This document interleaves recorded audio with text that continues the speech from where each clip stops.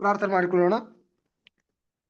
ಪ್ರೀತಿ ಸ್ವರೂಪನಾದ ಪರಲೋಕದ ತಂದೆಯಾದ ಯೆಹೋವ ದೇವರೇ, ಮತ್ತೊಂದು ವಾರ್ತೆ ನಿನ್ನ ಪರಿಶುದ್ಧವಾದ ನಾಮಕ್ಕೆ ನಾವು ಕೂಡ ಕೃತಜ್ಞತೆಯ ಸ್ತೋತ್ರ ಸಲ್ಲಿಸುವರಾಗಿದ್ದೇವೆ. ತಂದೆಯಾದ ದೇವರೇ, ಅಪ್ಪ, ನಮ್ಮೆಲ್ಲರನ್ನು ಕೂಡ ಉದಯ ಕಾಲದಿಂದ ಈ ಸಂಜೆವರೆಗೂ ಕೂಡ ಕಾದು ಕಾಪಾಡಿ, ಅದು ಮಾತ್ರವಲ್ಲದೆ ಪಾಪಿಗಳಾದ ನಮ್ಮೆಲ್ಲರನ್ನು ಕೂಡ ಇನ್ನೂ ಕೂಡ ನಿಮ್ಮ ಜೀವಿತ ಪಟ್ಟಿಯಲ್ಲಿ ಎಣಿಸಿ ನಮ್ಮೆಲ್ಲರಿಗೂ ಆರೋಗ್ಯ ಆಯುಷ್ಯಗಳನ್ನು ಅನುಗ್ರಹಿಸಿದ್ದೇವೆ.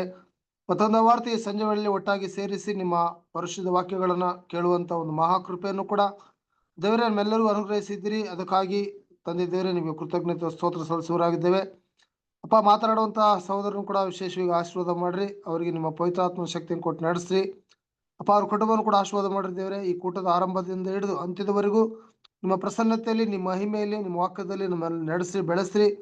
ನಿಮ್ಮ ಪ್ರೀತಿಯ ಒಬ್ಬನೇ ಮಗನಾದ ಯೇಸು ಕ್ರಿಸ್ತನ ಒಂದು ಗುಣ ಸ್ವಭಾವಗಳಲ್ಲಿ ಇಕ್ಕಟ್ಟಾದ ದಾರಿ ನಡೆಯುವಾಗ ದೇವರೇ ಅವೆಲ್ಲರೂ ಸಹಿಸಿಕೊಳ್ಳುವಂಥ ಒಂದು ಮನಸ್ಥಿತಿಯನ್ನು ನಮ್ಮೆಲ್ಲರಿಗೂ ಕೊಟ್ಟು, ಲೋಕದೆಲ್ಲ ಆಶಾಪಾಶಗಳಿಂದ ನಮ್ಮನ್ನು ದೂರ ಇಟ್ಟು ದೇವರೇ ನಿಮಗೆ ಮೆಚ್ಚುಗೆ ಮಕ್ಕಳಾಗಿ ಅಪ್ಪ ನಾವು ಜೀವಿಸುವಂತೆ ನಮ್ಮೆಲ್ಲರಿಗೂ ಸಹಾಯ ಮಾಡಿರಿ. ತಂದೆಯಾದವರು ಎಲ್ಲವನ್ನೂ ಕೂಡ ನೀವು ಹಾಗೆ ಮಾಡಿದ್ದಕ್ಕಾಗಿ ನಿಮಗೆ ಕೃತಜ್ಞತೆ ಸ್ತೋತ್ರ ಸಲ್ಲಿಸುತ್ತಾ ಈ ಚಿಕ್ಕ ಪ್ರಾರ್ಥನೆಯನ್ನು ನಿಮ್ಮ ಪ್ರೀತಿಯ ಒಬ್ಬನೇ ಮಗನು, ನಮ್ಮೆಲ್ಲರ ಕರ್ತನು, ರಕ್ಷಕನು, ಒಡೆಯನು, ವಿಮೋಚಕನು ಆಗಿರುವ ನಜರೇತಿನ ಯೇಸು ಕ್ರಿಸ್ತನ ಪರಿಶುದ್ಧವಾದ ನಾಮದಲ್ಲಿ ಪ್ರಾರ್ಥಿಸಿ ಬೇಡಿ ಹೊಂದಿಕೊಂಡಿದ್ದೇವೆ ನಮ್ಮ ಪರಲೋಕದ ತಂದೆಯೇ. Amen. Thank you brother. Thank you. ಕ್ರಿಸ್ತನಲ್ಲಿ ಪ್ರೀತಿಯ ಸಹೋದರ ಸಹೋದರಿಯರೇ, ನಿಮ್ಮೆಲ್ಲರಿಗೂ ತಂದೆಯಾದ ದೇವರಿಂದಲೂ ಕರ್ತನಾದ ಯೇಸು ಕ್ರಿಸ್ತನ ಮೂಲಕ ಕೃಪೆಯು ಶಾಂತಿಯು ಉಂಟಾಗಲಿ. ಪ್ರೀತಿಯ ಸಹೋದರ ಸಹೋದರಿಯರೇ, ದೇವರ ಮಹಾಕೃಪೆಯಿಂದ ಒಂದು ಸಮಯದಲ್ಲಿ ದೇವರ ವಾಕ್ಯವನ್ನ ನಾವು ಮುಂದುವರೆದು ಧ್ಯಾನ ಮಾಡುವಂತ ಒಂದು ಅವಕಾಶವನ್ನ ತಂದೆ ದೇವರು ಕೊಟ್ಟಿದ್ದಾರೆ. ಈ ದಿನ ನಾವು ನೋಡುವಂತ ಒಂದು ವಿಷಯ ರೋಮಪುರದವರಿಗೆ ಬರೆದಂತ ಪತ್ರಿಕೆ 8ನೇ ಅಧ್ಯಾಯ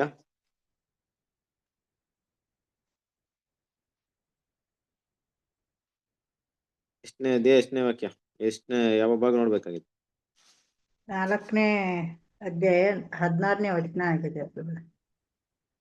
4ನೇ ಅಧ್ಯಾಯ 16ನೆಯ ವಚನ. ಸೊ ಭಾಗ 33. ಭಾಗ 33. ಓಕೆ, ಕೊನೆಯದಾಗಿ ನಾವು ಯಾವ ಒಂದು ಇದನ್ನ ನೋಡಿದ್ವಿ? ರೋಮಾಪುರ 4:16ರಲ್ಲಿ ಅದೇ 3 ಗುಣಗಳನ್ನ ನಾವು ನೆನ್ಪಿಟ್ಕೋಬೇಕು ಅನ್ನೋದ್ರ ಬಗ್ಗೆ ನಮ್ಮ ಬಳಸಿನತೆ. Yes, good good good good good. Okay, ಇವತ್ತು ಕೂಡ ಮುಂದುವರೆದಂತ ಒಂದು ಭಾಗವನ್ನ ನಾವು ನೋಡೋಣ. ಒಂದು ನಿಮಿಷ ಸ್ಕ್ರೀನ್ ಶೇರ್ ಮಾಡ್ತೇನೆ.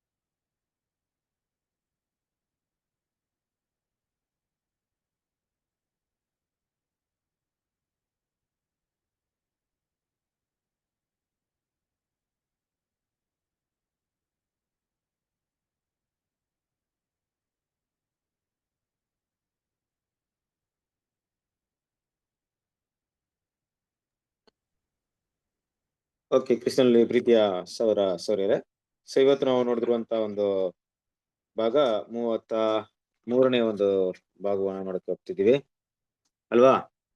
ಸೊ 33ನೇ ಭಾಗದಲ್ಲಿ ನಾವು ಓದ್ಬೇಕಂತ ಒಂದು ವಾಕ್ಯ, ಎಷ್ಟನೇ ವಾಕ್ಯ?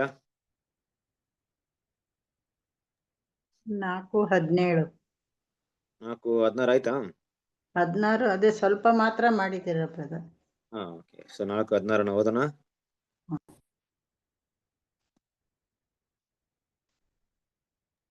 ಹೌದ್ರಿ?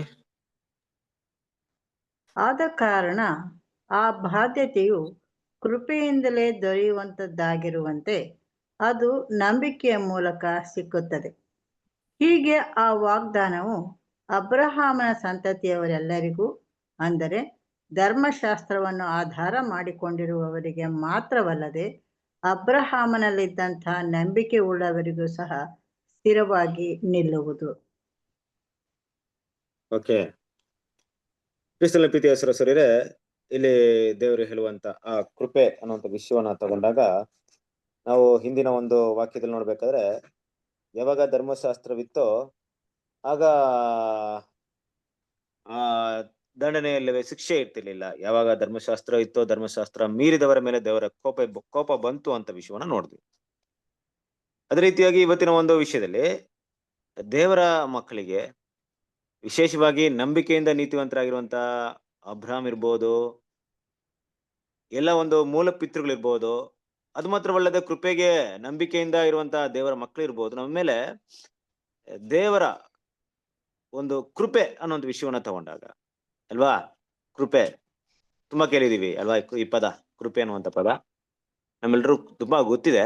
ಆದ್ರೆ ಕೃಪೆ ಅನ್ನುವಂತ ಒಂದು ಪದ ಅಲ್ಲ, ಅದು ಹೆಚ್ಚಾಗಿ ದೇವ್ರ ಮಕ್ಕಳು ನಾವು ತಿಳ್ಕೊಬೇಕಾಗಿರೋಂಥದ್ದು ಅದನ್ನ ರುಚಿ ನೋಡ್ಬೇಕಾಗಿದೆ. ದೇವರ ಕೃಪೆ ಎಂಥದ್ದು ಅಂತ ಟೇಸ್ಟ್ ನೋಡ್ಬೇಕಾಗಿದೆ. ನಾವೆಲ್ಲ ಕೂಡ ಆದಷ್ಟು ಮಟ್ಟಿಗೆ ಆ ಕೃಪೆನ ಟೇಸ್ಟ್ ನೋಡಿದ್ವಿ, ರುಚಿ ನೋಡಿದ್ವಿ. ಅದರ ಒಂದು ಹೇಗಿರುತ್ತೆ ದೇವ್ರ ಕೃಪೆ ನೋಡಿದ್ರೆ ಅದು ಯಾವ ರೀತಿ ನಮ್ಮ ಮೇಲೆ ಪರಿಣಾಮ ಬೀರುತ್ತೆ ಅಂತ ನಾವು ನೋಡಿದ್ದೇ ಆಗಿದ್ರೆ, ಆ ಕೃಪೆನ ಸರಿಯಾಗಿ ಅರ್ಥ ಮಾಡ್ಕೊಂಡವರ ಭಾವನೆಯಲ್ಲಿ ಏನ್ ಬರುತ್ತೆ ಗೊತ್ತಾ? ಏನ್ ಬರ್ಬಹುದು? ಕೃಪೆಯಲ್ಲಿ ಸರಿಯಾಗಿ ಅರ್ಥ ಮಾಡ್ಕೊಂಡಿರೋಂತ ಒಂದು ಹೃದಯಗಳಲ್ಲಿ ದೇವರ ಮುಂದೆ ಯಾವ ರೀತಿ ನಿಂತ್ಕೊಳ್ತಾರೆ ಅವರು? ತಗ್ಗಿದ ಸ್ವಭಾವ. ಗುಡ್, ತಗ್ಗಿದ ಸ್ವಭಾವ. Very good. ಮತ್ತೆ ಬೇರೇನ್ ಬರ್ಬಹುದು? ಬ್ರದರ್, ಈ ಲೋಕದ ಯಾವುದೇ ವಿಷಯಗಳು ಕೂಡ ಮನಸ್ಥಿತಿಗೆ ಅಷ್ಟು ಬರಲ್ಲ, ಟಚ್ ಆಗಲ್ಲ. ಕರೆಕ್ಟ್. ನಾನೇನ್ ಕೇಳ್ತಾ ಇದ್ದೀನಿ ಅಂದ್ರೆ, ಈ ಕೃಪೆನ ಅರ್ಥ ಮಾಡ್ಕೊಂಡಿರೋ ದೇವರ ಸನ್ನಿಧಿ ಹೇಗೆ ಕಾಣಿಸ್ಕೊಳ್ತಾರೆ? ಕೃಪೆನ ಮನಸ್ಸಲ್ಲಿ ಇಟ್ಕೊಂಡಿರೋರು ದೇವರ ಸನ್ನಿಧಿಯಲ್ಲಿ ತಗ್ಗಿದ ಭಾವನೆಯಲ್ಲಿ ಅಂತ ಹೇಳಿದ್ರು ಅಮ್ಮ. ಈಗ ಬೇರೆ ಏನು ವಿಷಯ ಇರ್ಬೋದು? Obedience brother. ಒಬಿಡಿಯನ್ಸ್. ಓಕೆ, ಬೇರೆ? ಓಕೆ, ಈಗ ಕೃಪೆ ಇದೆ, ದೇವ್ರ ಕೃಪೆ ನಿಮ್ಗೆ ಸಿಕ್ಕಿದೆಯಪ್ಪ, ನೀವು ಪ್ರಾರ್ಥನೆಯಲ್ಲಿ ಹೋಗ್ತೀರಾ ದೇವ್ರ ಹತ್ರ, ಈ ಕೃಪೆನ ನೆನ್ಸ್ಕೊಂಡು ಏನ್ ಮಾಡ್ತೀರಾ ದೇವ್ರ ಹತ್ರ? ಬ್ರದರ್, ಈ ಲೋಕದಲ್ಲಿ ನಾವು ಯಾವುದು ಇದನ್ನಿಲ್ಲದ ಒಂದು ಪಾಪದಲ್ಲಿ ಬಿದ್ದ ಹೊತ್ತಿನಾಗ ನಮ್ಮನ್ನ ಇಷ್ಟೆಲ್ಲ ಕೃಪೆ ಕೊಟ್ಟು ಕರೆದಾರ ಅಂದ್ರೆ ನಮ್ಗೆ ಅದಕ್ಕಿಂತ ದೊಡ್ಡ ಆಶೀರ್ವಾದ ನಮ್ಗೆ ಏನ್ ಬೇಕಾಗಿಲ್ಲ. ಕರೆಕ್ಟ್, ವೆರಿ ಗುಡ್, ಒಳ್ಳೆ ಪಾಯಿಂಟ್ ಅಂತ. ಬಟ್ ಏನನ್ನ ಹೇಳ್ತೀರಾ ನೀವು ಬಾಯಿಂದ ಹೇಳುವಂತ ವಿಷಯವೇನದು? ಥ್ಯಾಂಕ್ಸ್. ಎಸ್, ಕೃತಜ್ಞತಾ ಭಾವನೆ ನಮ್ಮಲ್ಲಿ ಇರುತ್ತೆ. ಕರೆಕ್ಟಾ? ಥ್ಯಾಂಕ್ಫುಲ್ ಹಾರ್ಟ್ ಇರುತ್ತೆ ನಮ್ಮ ಮನಸ್ಸಿನಲ್ಲಿ. ಯಾರು ಕೃಪೆನ ಹೆಚ್ಚಾಗಿ ಅರ್ಥ ಮಾಡ್ಕೊಂಡಿರ್ತಾರೋ ಥ್ಯಾಂಕ್ಸ್ ಇರುತ್ತೆ. ಇನ್ನೂ ಸ್ಪಷ್ಟ ಹೇಳ್ಬೇಕಾದ್ರೆ, ಯಾರೋ ನಮ್ಗೆ ಹೆಲ್ಪ್ ಮಾಡಿದ್ರೆ ನಾವೇನ್ ಮಾಡ್ತೀವಿ? ಅವರಿಗೆ ಥ್ಯಾಂಕ್ಸ್ ಹೇಳ್ತೀವಿ. ಕರೆಕ್ಟಾ? ನಮ್ಗೆ ತುಂಬಾ ಕಷ್ಟವಾದ ಸನ್ನಿವೇಶ ನಮ್ಗೆ ಯಾರು ಹೆಲ್ಪ್ ಮಾಡ್ಬಿಟ್ರೆ ಏನ್ ಮಾಡ್ತೀವಿ? ಅವರಿಗೆ ಥ್ಯಾಂಕ್ಫುಲ್ ಆಗಿರ್ತೀವಿ, ಥ್ಯಾಂಕ್ಸ್ ಹೇಳ್ತೀವಿ, ಕೃತಜ್ಞತೆನ ತೋರಿಸ್ತೀವಿ.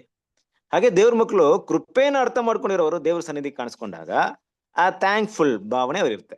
ಸರಿ, ಈಗ ನೆಕ್ಸ್ಟ್ ಪಾಯಿಂಟ್ ಬಂದ್ಬಿಡೋಣ. ಹಾಗಂತ ದೇವ್ರ ಮಕ್ಕಳಿಗೆ ಥ್ಯಾಂಕ್ಸ್ ಅವ್ರು ಹೇಳಿ ಅಂತ ಕೃಪೆ ಕೊಡ್ತಾ ಇದಾರ, ಹೇಳಿದ್ರು ಹೇಳಿ ಅಂತ ದೇವ್ರ ಕೃಪೆ ತೋರಿಸ್ತಾ ಇದಾರ ನಮ್ಗೆ?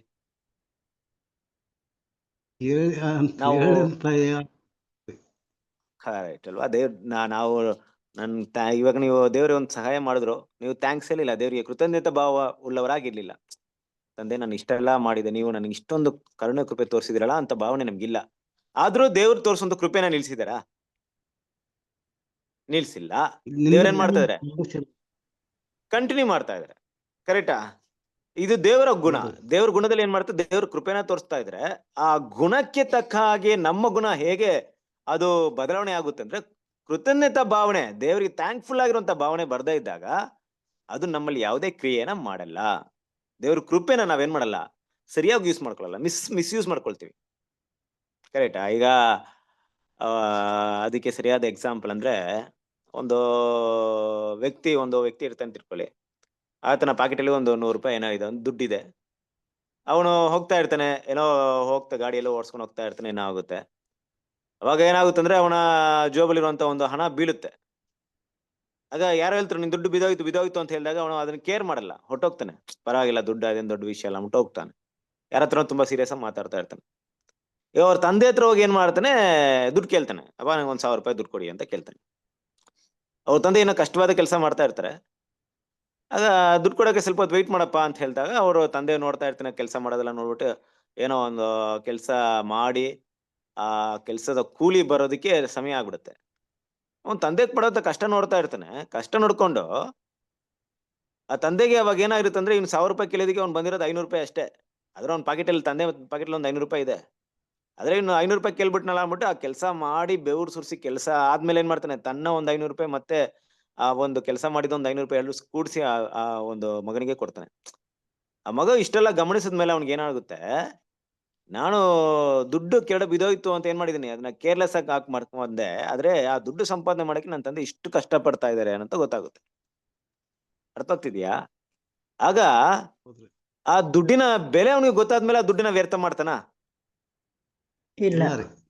ಇಲ್ಲ. ಸೊ ದೇವ್ರ ಮಕ್ಳು ನಾವು ಕೂಡ ಯಾವಾಗ ಈ ಕೃಪೆ ಬೆಲೆ ಏನಂತ ಗೊತ್ತಾದ್ರೆ, ಈ ಕೃಪೆ ನಮ್ಗೆ ದೊರಕುವುದಕ್ಕೆ ಒಂದು ಕಾರಣಕರ್ತರು ಯಾರು, ಅವ್ರು ಕೊಟ್ಟಿರುವಂತ ಬೆಲೆ ಏನಂತ ಗೊತ್ತಾದ್ರೆ ನಾವು ಕೂಡ ಏನ್ ಮಾಡಲ್ಲ, ಕೃಪೆನ ವೇಸ್ಟ್ ಆಗಿ ಯೂಸ್ ಮಾಡಲ್ಲ.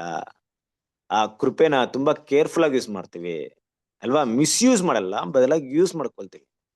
ನಮ್ಮ ಬಲಹೀನತೆಯಿಂದ ಬಲವಾಗೋದಕ್ಕೆ ಯೂಸ್ ಮಾಡ್ಕೊಳ್ತೀವಿ, ಆದ್ರೆ ಬಲಹೀನತೆಯಲ್ಲಿ ಮುಂದುವರಿಯೋದಕ್ಕೆ ಯೂಸ್ ಮಾಡಲ್ಲ.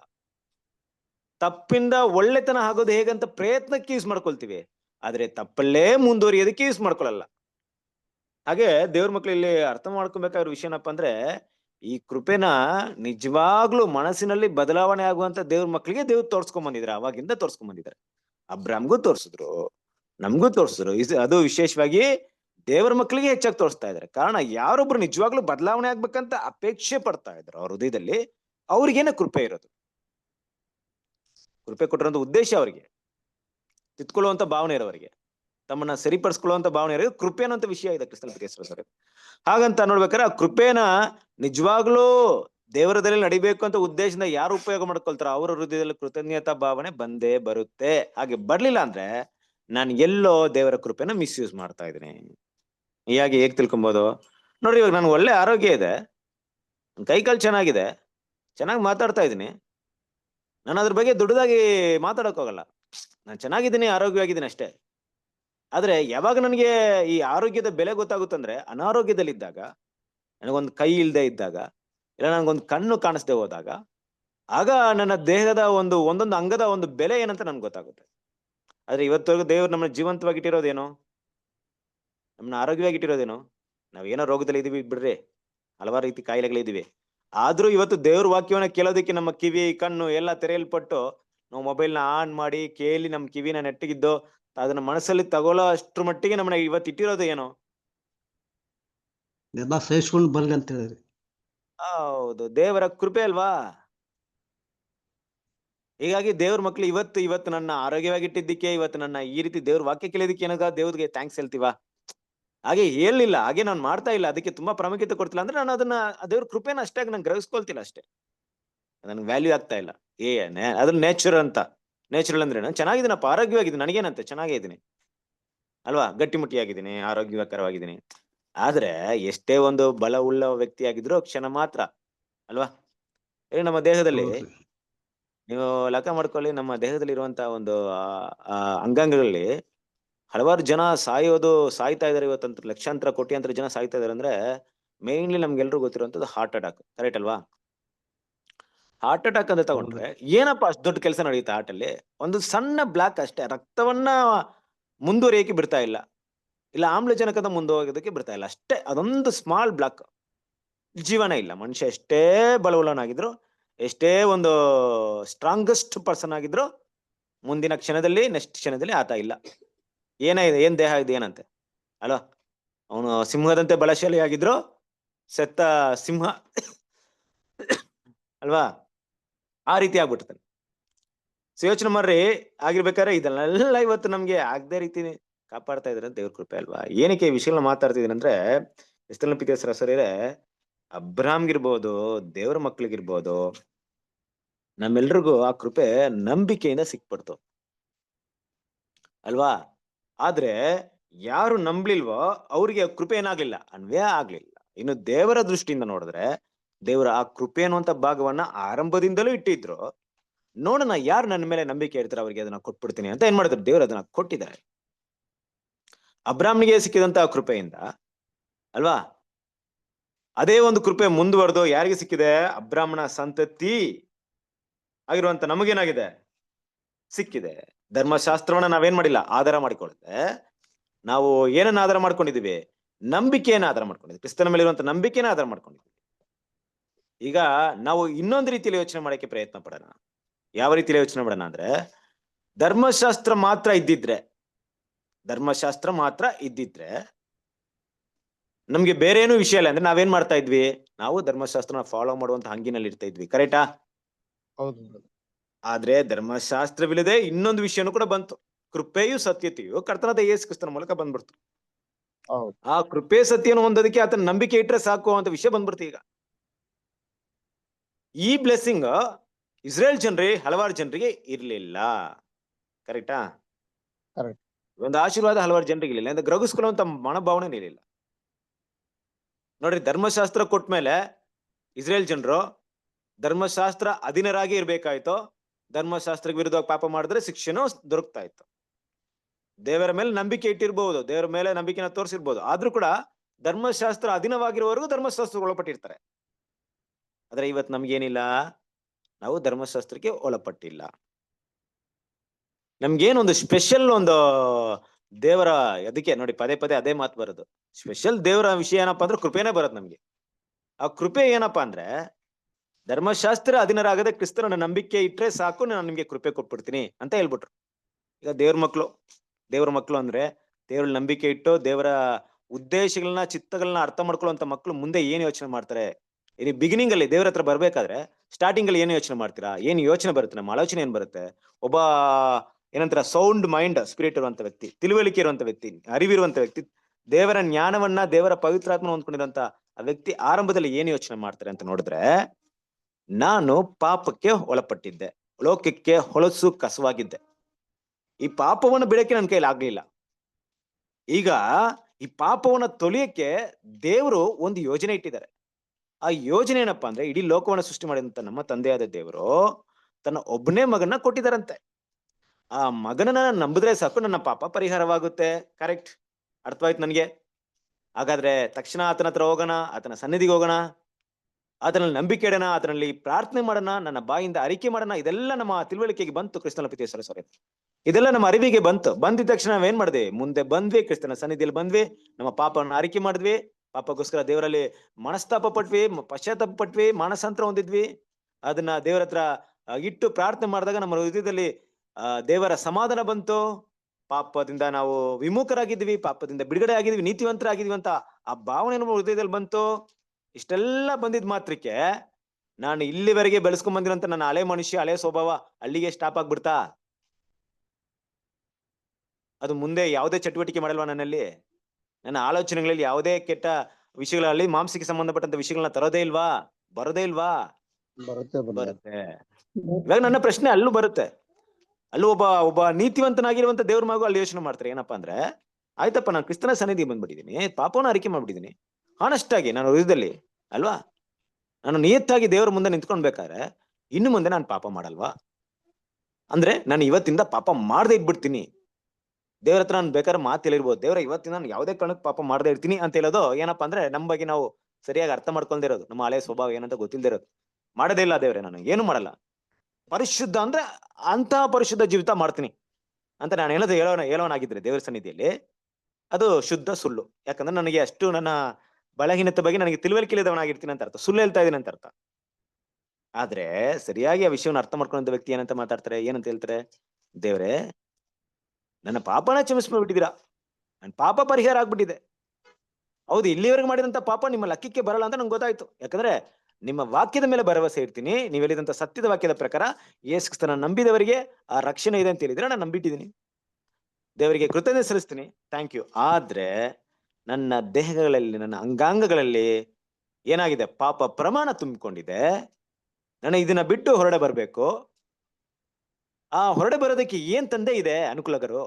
ನಾನು ನಾಳೆ ದಿವಸ ನಾನು ಪಾಪ ಮಾಡ್ಬಿಟ್ರೆ, ಇವಳವ್ರಿಗೆ ಪಾಪ ಮಾಡಿದ್ದಕ್ಕೆ ನಿಮ್ಮ ಹತ್ರ ಕ್ಷಮಾಪಣೆ ಕೇಳ್ಬಿಟ್ಟಿದ್ದೀನಿ, ಮತ್ತೆ ನಾಳೆ ಪಾಪ ಮಾಡ್ಬಿಟ್ಟು ಅಯ್ಯೋ ನಾನು ಪಾಪ ಮಾಡಿದ್ದು ನಿಮ್ಮನ್ನ ಬಿಟ್ಟು ಹೋಗುವಂತ ಒಂದು ಸನ್ನಿವೇಶ ಬಂದ್ರೆ ಏನ್ ಮಾಡ್ಲಿ? ನಾನು ಇಷ್ಟ ದಿವಸ ಬಂದು ನಿಮ್ಗ ಹತ್ರ ಪಾಪ ಪರಿಹಾರ ಕೇಳಿದೆಲ್ಲ ವ್ಯರ್ಥವಾಗ್ಬಿಡುತ್ತಲ್ಲ. ನಾಳೆ ಪಾಪ ಮಾಡಲ್ಲ ಅಂತ ಏನ್ ಗ್ಯಾರಂಟಿ? ನನ್ನ ಬಲಹೀನತೆ ಇದೆಯಲ್ಲ ದೇವ್ರೆ, ಅದನ್ನ ಹೊರಡಿ ಜಯಿಸ್ಬೇಕಾಗಿದ್ದಿಲ್ಲ. ಇದು ನಾನು ಯಾವ ರೀತಿ ಮಾತಾಡ್ತಿದ್ದೆ ಅಂದ್ರೆ ರಿಯಾಲಿಟಿ ಬಗ್ಗೆ ಮಾತಾಡ್ತಾ ಇದ್ದೀನಿ ಅಷ್ಟೇ. ನಮ್ಮ ಹೃದಯದಲ್ಲಿ ಇರುವಂತ ಆಲೋಚನೆ ಬಗ್ಗೆ ಮಾತಾಡ್ತೀವಿ. ಪಾಪ ಮಾಡಿದಾಗ ಪ್ರತಿಯೊಬ್ಬ ಮಗು ಕೇಳುವಂತ ವಿಷಯ, ದೇವರ ಮಕ್ಕಳು. ಅದಕ್ಕೆ ದೇವರ ಉತ್ತರ ಏನಿತ್ತು ಗೊತ್ತಾ? ದೇವರ ಪ್ರತ್ಯುತ್ತರ ಏನಿರುತ್ತೆ ಗೊತ್ತಾ? ಮಗನೇ, ನನ್ನ ಕೃಪೆ ನಿನಗೆ ಸಾಕು. ನಿನ್ನ ಬಲಹೀನತೆಯಲ್ಲಿ ನನ್ನ ಬಲ ಇರುತ್ತೆ. ನೋಡಿ, ನೀನು ಬಲಹೀನತೆಯಿಂದ ಪಾಪ ಮಾಡಿದಾಗ ನನ್ನ ಸನ್ನಿಧಿಗೆ ಬಾ, ನಾನು ಕ್ಷಮಿಸ್ತೀನಿ. ನಿನ್ನ ಕೈಲಾದಷ್ಟು ಆ ಪಾಪದಿಂದ ಹೊರಡೆ ಬರೋದಕ್ಕೆ ಪ್ರಯತ್ನ ಪಡ್ತಾ ಇರೋ. ಅಲ್ಲಿವರೆಗೆ ನನ್ನ ಕೃಪೆ ನಿನಗೆ ಸಾಧಕವಾಗಿರುತ್ತೆ. ಆದ್ರೆ ಒಂದಲ್ಲ ಒಂದು ದಿನ ಆ ಪಾಪವನ್ನ ನೀನು ಜಯಿಸ್ಬೇಕು. ಯಾಕಂದ್ರೆ ನನಗೆ ಗೊತ್ತು ನೀನು ಬಲಹೀನತೆ, ನೀನು ಮಣ್ಣು ಅಂತ ನನಗೆ ಗೊತ್ತು. ನಿನ್ನಲ್ಲಿ ಆದಾಮನ ವೀಕ್ನೆಸ್ ಇದೆ ಅಂತ ನಾನು ಚೆನ್ನಾಗಿ ಗೊತ್ತಿದೆ. ಆದ್ರೆ ಹಾಗನ್ಬಿಟ್ಟು ಇವತ್ತಿಂದ ನೀನು ಪರಿಶುದ್ಧವಾಗಿ ಜೀವಿಸಂತ ನಾನು ಹೇಳಕ್ ಹೋಗಲ್ಲ. ಅದು ನಿನ್ ಕೈಲಿ ಆಗಲ್ಲ ಅಂತ ನನ್ಗೆ ಗೊತ್ತಿದೆ. ಹಾಗಂತ ನೀನ್ ಯಾವಾಗ್ಲೂ ಅದೇ ಪಾಪದಲ್ಲಿ ಜೀವಿಸೋಕ್ಕೂ ನಾನು ಇಷ್ಟಪಡಲ್ಲ. ನೀನ್ ಮಾಡ್ಬೇಕಾಗಿರೋ ವಿಷಯ ಏನೋ, ಪ್ರತಿ ದಿನ ಅದಕ್ಕೆ ಪ್ರಯತ್ನ ಪಟ್ಟು ಯಾವ ಬಲಹೀನತೆ ನಿನ್ನಲ್ಲಿ ತುಂಬಾ ತೀವ್ರವಾಗಿದೆಯೋ ಆ ಬಲಹೀನತೆನ ಒಂದು ದಿನ ಜಯಿಸಿ ಬರೋದುವರೆಗೂ ನನ್ನ ಕೃಪೆ ನಿನಗೆ ಸಹಾಯವಾಗಿರುತ್ತೆ. ಹೇಳ್ತಾ ಇದಾರ ದೇವ್ರು? ಇಲ್ಲಿವರೆಗೂ ಅದೇ ತಾನೇ ನಡೀತಾ ಇರೋದು, ಇಲ್ಲ ಬೇರೆ ನಡೀತಾ ಇದೆ ನಮ್ಮ ಲೈಫಲ್ಲಿ? ಕ್ರಿಸ್ತಲ್ ಪಿ ಸರಸ್ವರೀರೇ, ಇಲ್ಲಿವರೆಗೂ ನಾವು ಈ ರೀತಿ ಆದಾಗ ನಾವು ದೇವರ ಕೃಪಾ ಸನ್ನಿಧಿಗೆ ಹೋಗಿ ದೇವ್ ಕ್ಷಮಿಸ್ತಾರಂದ್ರೆ ಯಾವ ಒಂದು ವಿಷಯದ ಆಧಾರ ಮೇಲೆ ನಡೀತಾ ಇರೋದು? ಇಲ್ಲಿ ಯಾರಾದ್ರೂ ಇಲ್ಲಿವರೆಗೂ ಯಾರಾದ್ರೂ ಹೇಳಕ್ಕಾಗುತ್ತೆ? ಇಲ್ಲ ದೇವ್ರ, ನಾನಂತೂ ಪರ್ಫೆಕ್ಟ್, ನನ್ನ ಆಲೋಚನೆಗಳು ಶುದ್ಧವಾದವನು, ನನ್ನ ಕ್ರಿಯೆಗಳಲ್ಲಿ ಶುದ್ಧವಾದವನು, ನಾನು ಎಲ್ಲೂ ಕೂಡ ತಪ್ಪು ಮಾಡದೇ ಇರೋನು ಅಂತ ಯಾರಾದ್ರೂ ಹೇಳಕ್ಕಾಗುತ್ತಾ? ಹೇಳಕ್ಕಾಗಲ್ಲ ಬ್ರದರ್. ಯಾರಿಂದನೂ ಆಗಲ್ಲ. ಹಾಗಂತ ನನ್ನ ಕೈಲಿ ಏನೂ ಬದಲಾವಣೆ ಮಾಡಕ್ಕಾಗಲ್ಲ ದೇವ್ರ, ನಾನು ಹಿಂಗೇ ಇರ್ತೀನಿ, ಈ ಪಾಪದಿಂದ ಹೊರಡೆ ಬರಕ್ಕಾಗಲ್ಲ ಅಂತಾನು ಹೇಳಕ್ಕಾಗುತ್ತಾ? ಅದನ್ನು ಹೇಳಕ್ಕಾಗಲ್ಲ. ಹಂಗೂ ಹೇಳಕ್ಕಾಗಲ್ಲ. ಅದಕ್ಕೆ ದೇವ್ರು ಹೇಳ್ತಾರೆ, ಯಾಕಪ್ಪ ನಿನ್ನ ಮಾಂಸದಲ್ಲಿ ನಂಬಿಕೆ ಇಡ್ತಾ ಇದೀಯಾ ಮಗನ? ನನ್ನ ಮೇಲೆ ನಂಬಿಕೆ ಇಡು, ನನ್ನ ಬಲ ನನ್ಗೆ ಸಾಕು. ನಿನ್ನ ಬಲಹೀನತೆಯಲ್ಲಿ ನನ್ನ ಬಲ ಇದೆ. ನಿನ್ನ ಬಲಹೀನತೆನೇ ನೀನ್ ನೋಡಿದ್ರೆ ದೊಡ್ಡದಾಗಿ ಕಾಣಿಸುತ್ತೆ. ನನ್ನ ಬಲವನ್ನ ನೋಡು, ನನ್ನ ಕೃಪೆನ ನೋಡು. ಬಾ, ಕ್ಷಣಕ್ಕೂ ಪ್ರಯತ್ನ ಪಡು. ದೇವರ ಆತ್ಮವನ್ನ, ಪವಿತ್ರಾತ್ಮನ ಹೊಂದ್ಕೋ. ಒಂದು ದಿನ ನೀನು ಆ ಪಾಪವನ್ನು ಸಂಪೂರ್ಣವಾಗಿ ಜಯಿಸದೆ ಹೊರತು ನೀನು ಆ ಒಂದು ಜಯಶಾಲಿಯಾಗಿ ಆಗೋದಿಲ್ಲ ಅಂತ ದೇವ್ರು ಇಟ್ಟಿರೋದು. ಕರೆಕ್ಟ್ ಅಲ್ವಾ ಕ್ರಿಸ್ತನ ಪಿತೇಶ್ ಅವರೇ? ನಾನೇನಾದ್ರೂ ತಪ್ಪಾಗಿ ಹೇಳ್ತಾ ಇದೀನಿ? ಏನಾದ್ರೂ ವಿಷಯಗಳು ಬದಲಾವಣೆ ಮಾಡಿ ಹೇಳ್ತಾ ಇದೀನಾ? ನಾನು ಹೇಳ್ತಾ ವಿಷಯಗಳು ಏನಾದ್ರೂ ತಪ್ಪಿದ್ಯಾ? ಕರೆಕ್ಟ್ ಇದೆ ಬ್ರದರ್. ರೈಟ್ ಇದೆಯಲ್ಲ? ಆಗಿರ್ಬೇಕಾದ್ರೆ ದೇವ್ರ ಮಕ್ಳು ಇವತ್ತು ಅಬ್ರಾಹ್ಮನಿಗೆ ನೀಡಿದಂತ ಕೃಪೆ ಹಿನ್ನೆಲೆ ಏನಪ್ಪಾ ಅಂದ್ರೆ, ಆ ಕೃಪೆ ಹಿನ್ನೆಲೆ ಯಾವ ರೀತಿ ಕಾಣಿಸ್ಕೊಳ್ಪಡ್ತು ಅಂದ್ರೆ, ನಂಬಿಕೆಯಲ್ಲಿ ಅಬ್ರಾಹ್ಮನ ಆರಂಭದಲ್ಲಿ ಕಡಿಮೆನೇ ಇದ್ರು. ಇಸಾಕನ ಬಲಿ ಕೊಡುವಂತ ಅದೇ ನಂಬಿಕೆ ಬಿಗಿನಿಂಗ್ ಅಲ್ಲಿ ಅಬ್ರಾಹ್ಮ್ಗೆ ಇರ್ಲಿಲ್ಲ. ಆದ್ರೆ ಕ್ಷಣಕ್ಕೂ ಆ ನಂಬಿಕೆನ ಅಭಿವೃದ್ಧಿಪಡಿಸಿ ಬೆಳೆದು ನಂಬಿಕೆಗೆ ತಂದೆ. ನಂಬಿಕೆಗೆ ತಂದೆ ಅನ್ನುವಂತ ಪದ ಸುಮ್ನೆ ಅಲ್ಲ. ಈಗ ಸೈತಾನಿಗೆ ಕೇಳ್ತಲ್ಲ, ಸುಳ್ಳಿಗೆ ತಂದೆ ಅನ್ಬಿಟ್ಟು ಅಲ್ವಾ? ಅಂದ್ರೆ ಸುಳ್ಳು ಹೇಳೋದ್ರಲ್ಲಿ ಆತಂತ್ರ ಅಷ್ಟು ಗ್ರೇಟ್ನೆಸ್ ಯಾರು ಇಲ್ಲ ಅಂತ, ಆತರ ಸುಳ್ಳು ಹೇಳ್ತಾನಂತ ಸೈತಾನ್. ಅದೇ ರೀತಿ ನಂಬಿಕೆಗೆ ತಂದೆ ಅಂತ ಬಂದ್ಬಿಟ್ರೆ, ನಂಬಿಕೆಯ ದೃಷ್ಟಿಯಲ್ಲಿ, ನಂಬಿಕೆಯ ವಿಷಯದಲ್ಲಿ ಅಬ್ರಾಹ್ಮ್ಗೆ ಸರಿಸಾಟಿಯೋ ಯಾರು ಇರ್ಬೋದು? ಆ ರೀತಿಯಾದಂತ ಗುಣ, ಆ ಗುಣಕ್ಕೆ ಬಂದು ನಿಂತ್ಕೊಬೇಕು. ಯಾರಿಗಿಟ್ಟಿದ್ದಾರೆ? ಎಲ್ಲಾದ್ರೂ ನೋಡಿದೀವ ನಾವು?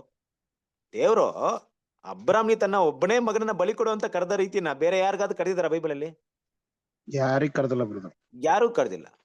ಆ ಗುಣವನ್ನ ಅಂದ್ರೆ ಸುಮ್ನೆ ಎಲ್ರನ್ನ ಕರೆದ್ಬಿಟ್ಟು, ನೋಡ್ರಿ ಅಬ್ರಾಹ್ಮ್ ನಿಮಗಿಂತ ಒಬ್ಬ ದೊಡ್ಡ ವ್ಯಕ್ತಿ ಇದ್ದಾನೆ, ಅವನ್ನ ತನ್ನ ಮಗನ ಬಲಿ ಕೊಡಗಿಲ್ದ ಅವನು ಕೊಡಕ್ ಬಂದ್ಬಿಟ್ಟ ಅಂತ ದೇವ್ರು ಆ ರೀತಿ ಎಲ್ಲೂ ಮಾಡ್ಲಿಲ್ಲ ಅಲ್ವಾ?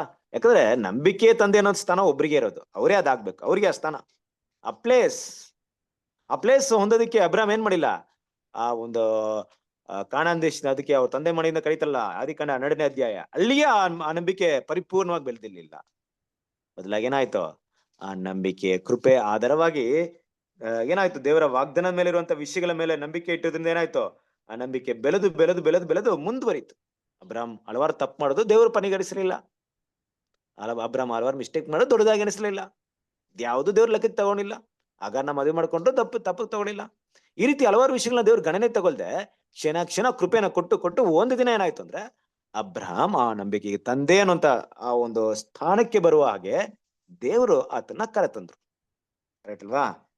ದೇವ್ರ ಮಕ್ಳು, ಇಲ್ಲಿ ನಮ್ಗೆ ಅದೇ ಒಂದು ದೊಡ್ಡ ಪಾಠವಿದೆ.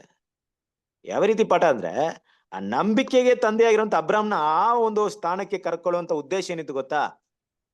ಏನಿತ್ತು ಅಂದ್ರೆ, ಮುಂದೆ ಬರುವಂತ ಒಂದು ಸಂತತಿ ಇದೆ, ದೇವರ ಸಂತತಿ, ಅಬ್ರಾಹ್ಮಣ ಸಂತತಿ. ಆ ಸಂತತಿ ಅವರು ಮುಟ್ಟುವಂತ ಒಂದು ಗುರಿ ಇರುತ್ತೆ. ಹೇಗೆ ಅಬ್ರಾಹ್ಮ್ ನಂಬಿಕೆಗೆ ತಂದೆ ಅನ್ನುವಂತ ಗುರಿಯನ್ನು ಮುಟ್ಟಕ್ಕೆ ಅಲ್ಲಿಂದ ಪ್ರಯಾಣ ಮಾಡಿ ಮುಂದೆ ಬಂದು ಆ ತನ್ನ ಮಗನ್ನ ಬಲಿ ಕೊಡೋದ್ರಲ್ಲಿ ಮುಟ್ಟಿದ್ರು, ಆ ಚಿಕ್ಕ ಹಿಂಡು ಆಗಿರುವಂತ ಸಭೆ ಕೂಡ ಏನಾಗುತ್ತೆ, ಅದೇ ಹಂತವಾಗಿ ಆ ಗುರಿಯನ್ನ ಮುಟ್ಟಬೇಕು. ಅವರ ಮುಂದೆ ಇಟ್ಟಿರುವಂತ ಗುರಿ ಏನು? ಸಭೆ ಮುಂದೆ ಇಟ್ಟಿರುವಂತ ಗುರಿ ಏನು? ನಮ್ಮ ಮುಂದೆ ಒಂದು ಗುರಿ ಇದೆಯಾ? ಗುರಿ ಇಲ್ವಾ? ಕ್ರಿಸ್ತನ ಸ್ವಾರೂಪ್ಯ. ನಾವನು ಕ್ರಿಸ್ತನಾಗಿ ಸ್ವಾರೂಪ್ಯ. ಸರಸ್ವರಿ, ದಯವಿಟ್ಟು ಗುರಿ ಅಂತ ತಕ್ಷಣ ಕೆಲವರಿಗೆ ಅದು ಏನೋ ಇದಾಗಲ್ಲ.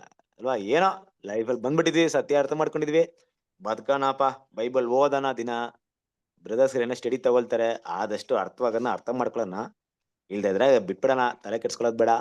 ದಿನ ಪ್ರೇಯರ್ ಮಾಡ್ತೀನಿ, ಬೈಬಲ್ ಓದ್ತೀನಿ, ಎಷ್ಟಾಗುತ್ತೋ ಅಷ್ಟೇನ್ ಮಾಡ್ತೀನಿ, ನಾನ್ ಪಾಡ್ಗ್ ನನ್ನ ಲೈಫ್ ಲೀಡ್ ಮಾಡ್ಕೊಂಡು ಹೋಗ್ತೀನಪ್ಪ. ಯಾರಿಗೇನು ಕಷ್ಟ ಕೊಡಲ್ಲ, ಯಾರಿಗೇನು ನಾನು ಸಮಸ್ಯೆ ಮಾಡಲ್ಲ, ನಾನು ಒಳ್ಳೆಯವನಾಗಿರ್ತೀನಿ. ಇದು ಕೆಲವರು ಭಾವನೆಗಳು. ದಿನೇ ದಿನೇ ಕ್ರಿಸ್ತನ ಸಾರೂಪ್ಯನ ಹೊಂದೋದಕ್ಕೆ ಆ ಪ್ರಯತ್ನಗಳು ಪಡಲ್ಲ. ಕೆಲವರಿಗೆ ಅದು ಅದ್ರ ಬಗ್ಗೆ ಪರಿಜ್ಞಾನನೇ ಇಲ್ಲ. ಗುರಿಯ ನಾವು ಹೊಂದ್ಬೇಕು, ನಾನು ಕ್ರಿಸ್ತನ ಸಾರೂಪ್ಯನ ಹೊಂದೇ ಇದ್ರೆ. ಇನ್ ಕೆಲವರ ಮನಸ್ಸಿನಲ್ಲಿ ಹೇಗಿರುತ್ತಂದ್ರೆ, ನನ್ನ ಡೈಲಿ ಲೈಫು ಯಥಾ ಪ್ರಕಾರ ಇದೆ ಬ್ರದರ್, ಅಷ್ಟೇ ಇದೆ, ಇನ್ನೇನಿಲ್ಲ. ದಿನ ನಾನು ಕೆಲಸ ಮಾಡ್ತೀನಿ, ಹೋಗ್ತೀನಿ, ಮನೆಗೆ ಬರ್ತೀನಿ, ಊಟ ಮಾಡ್ತೀನಿ, ಮಲಗ್ತೀನಿ. ಇನ್ ಪ್ರೇಯರ್ ಇದ್ರೆ ಅಟೆಂಡ್ ಮಾಡ್ತೀನಿ, ಸಹೋದರ ಏನೋ ಬಂದ್ರೆ ಮೀಟ್ ಮಾಡ್ತೀನಿ, ಎಕ್ಲಿಶಾ ಬೇಕಾದ್ರೆ ವಾರಕ್ಕೊಂದ್ಸರಿ ಹೋಗ್ತೀನಿ. ಇದನ್ ಬಿಟ್ರೆ ಅದೇನಿಲ್ಲ ಬ್ರದರ, ಯಥಾ ಪ್ರಕಾರ ಹಂಗೆ ನಡೀತಾ ಇದೆ. ಈ ಗುರಿ, ನೀವು ಒಂದು ದಾರಿನ ಗುರಿಯಾಗಿ ಇಟ್ಕೊಂಡು ಮುಂದುವರಿತಾ ಇದ್ರೆ, ಆ ಗುರಿಯ ದಾರಿಯಲ್ಲಿ, ಆ ಒಂದು ಕಷ್ಟದ ದಾರಿಯಲ್ಲಿ ಇರುವಂತ ಕಷ್ಟಗಳು ಏನಂತ ನಿಮ್ಗೆ ಹೆಂಗ್ ಗೊತ್ತಾಗುತ್ತೆ? ಅದನ್ನ ಹೆಂಗಾದ್ರೂ ಹೊಂದ್ಬೇಕಂತ ಹೋದ್ರೆ ತಾನೇ ಗೊತ್ತಾಗುತ್ತೆ. ಕ್ರಿಸ್ತನ ಸಾರೂಪ್ಯದಲ್ಲಿ ದಿನ ಬೆಳಿಬೇಕಂತ ನಾವು ಪ್ರಯತ್ನ ಪಟ್ರೆ ತಾನೇ ಅಲ್ಲಿ ಬರುವಂತ ಕಷ್ಟಗಳಿಂದ ಪಾಠವನ್ನ ಕಲಿಯಕ್ಕಾಗುತ್ತೆ, ಅನುಭವನ ಕಲಿಯಕ್ಕಾಗುತ್ತೆ, ಗುಣಗಳಲ್ಲಿ ಬದಲಾವಣೆ ಆಗುತ್ತೆ. ನಮ್ ಗುರಿನೇ ಇರಲ್ಲ, ನಮ್ ಗುರು ತರ ಆಗ್ಬೇಕಂತ ನಮ್ ಗುರಿನೇ ಇಲ್ಲ ಅಂದ್ರೆ ಹೇಗೆ ನಮ್ಮಲ್ಲಿ ಆ ಬದಲಾವಣೆಗಳಾಗುತ್ತೆ? ಕ್ರಿಸ್ತನ ಪ್ರಿಯ ಸರಸರೇ, ಯಾವ ವಿಷಯ ಹೇಳಕ್ ಬರ್ತಾ ಇದೀನಿ ಅಂದ್ರೆ, ಯಾವ ರೀತಿ ದೇವರ ಮಕ್ಕಳು ಈ ಗುರಿನ ಮುಟ್ಟಕ್ಕೆ ಹೋಗ್ತಾರೋ, ಆ ಗುರಿನ ಬೆನ್ನತ್ತಿ ಆ ಒಂದು ಕ್ರಿಸ್ತನ ಸಾರೂಪ್ಯನ ಹೆಂಗಾದ್ರೂ ಬೆಳಿಬೇಕಂತ ಪ್ರಯತ್ನ ಮಾಡ್ಕೊಂಡು ಹೋಗ್ತಾರೋ, ಹಲವಾರು ಬಾರಿ ಬೀಳ್ತಾರೆ ಅವರು, ಹಲವಾರು ಕಷ್ಟಗಳಿಗೆ ಸಿಗಾಕೊಳ್ತಾರೆ, ಹಲವಾರು ಸಂಕಟಗಳ ಮಧ್ಯದಲ್ಲಿ ಜೀವನ ಮಾಡ್ಬೇಕಾಗುತ್ತೆ, ಹಲವಾರು ಉಪದ್ರವಗಳು, ಬಾಧೆಗಳು, ಒಂದ್ ವೇಳೆ ಸಹೋದರ ಮಧ್ಯದಿಂದ, ಸ್ವಂತ ಮಾಂಸದಿಂದ, ಕುಟುಂಬದಿಂದ ಈ ತರ ಬಂದ್ರು ಕೂಡ ಅವ್ರು ಏನನ್ನ ಬಿಡಲ್ಲ, ನಂಬಿಕೆಯನ್ನ ಬಿಡಬಾರ್ದು ಅನ್ನೋದಕ್ಕೆ ಯಾರು ಎಕ್ಸಾಂಪಲ್ ಆಗಿರ್ತಾರೆ ಅವ್ರಿಗೆ?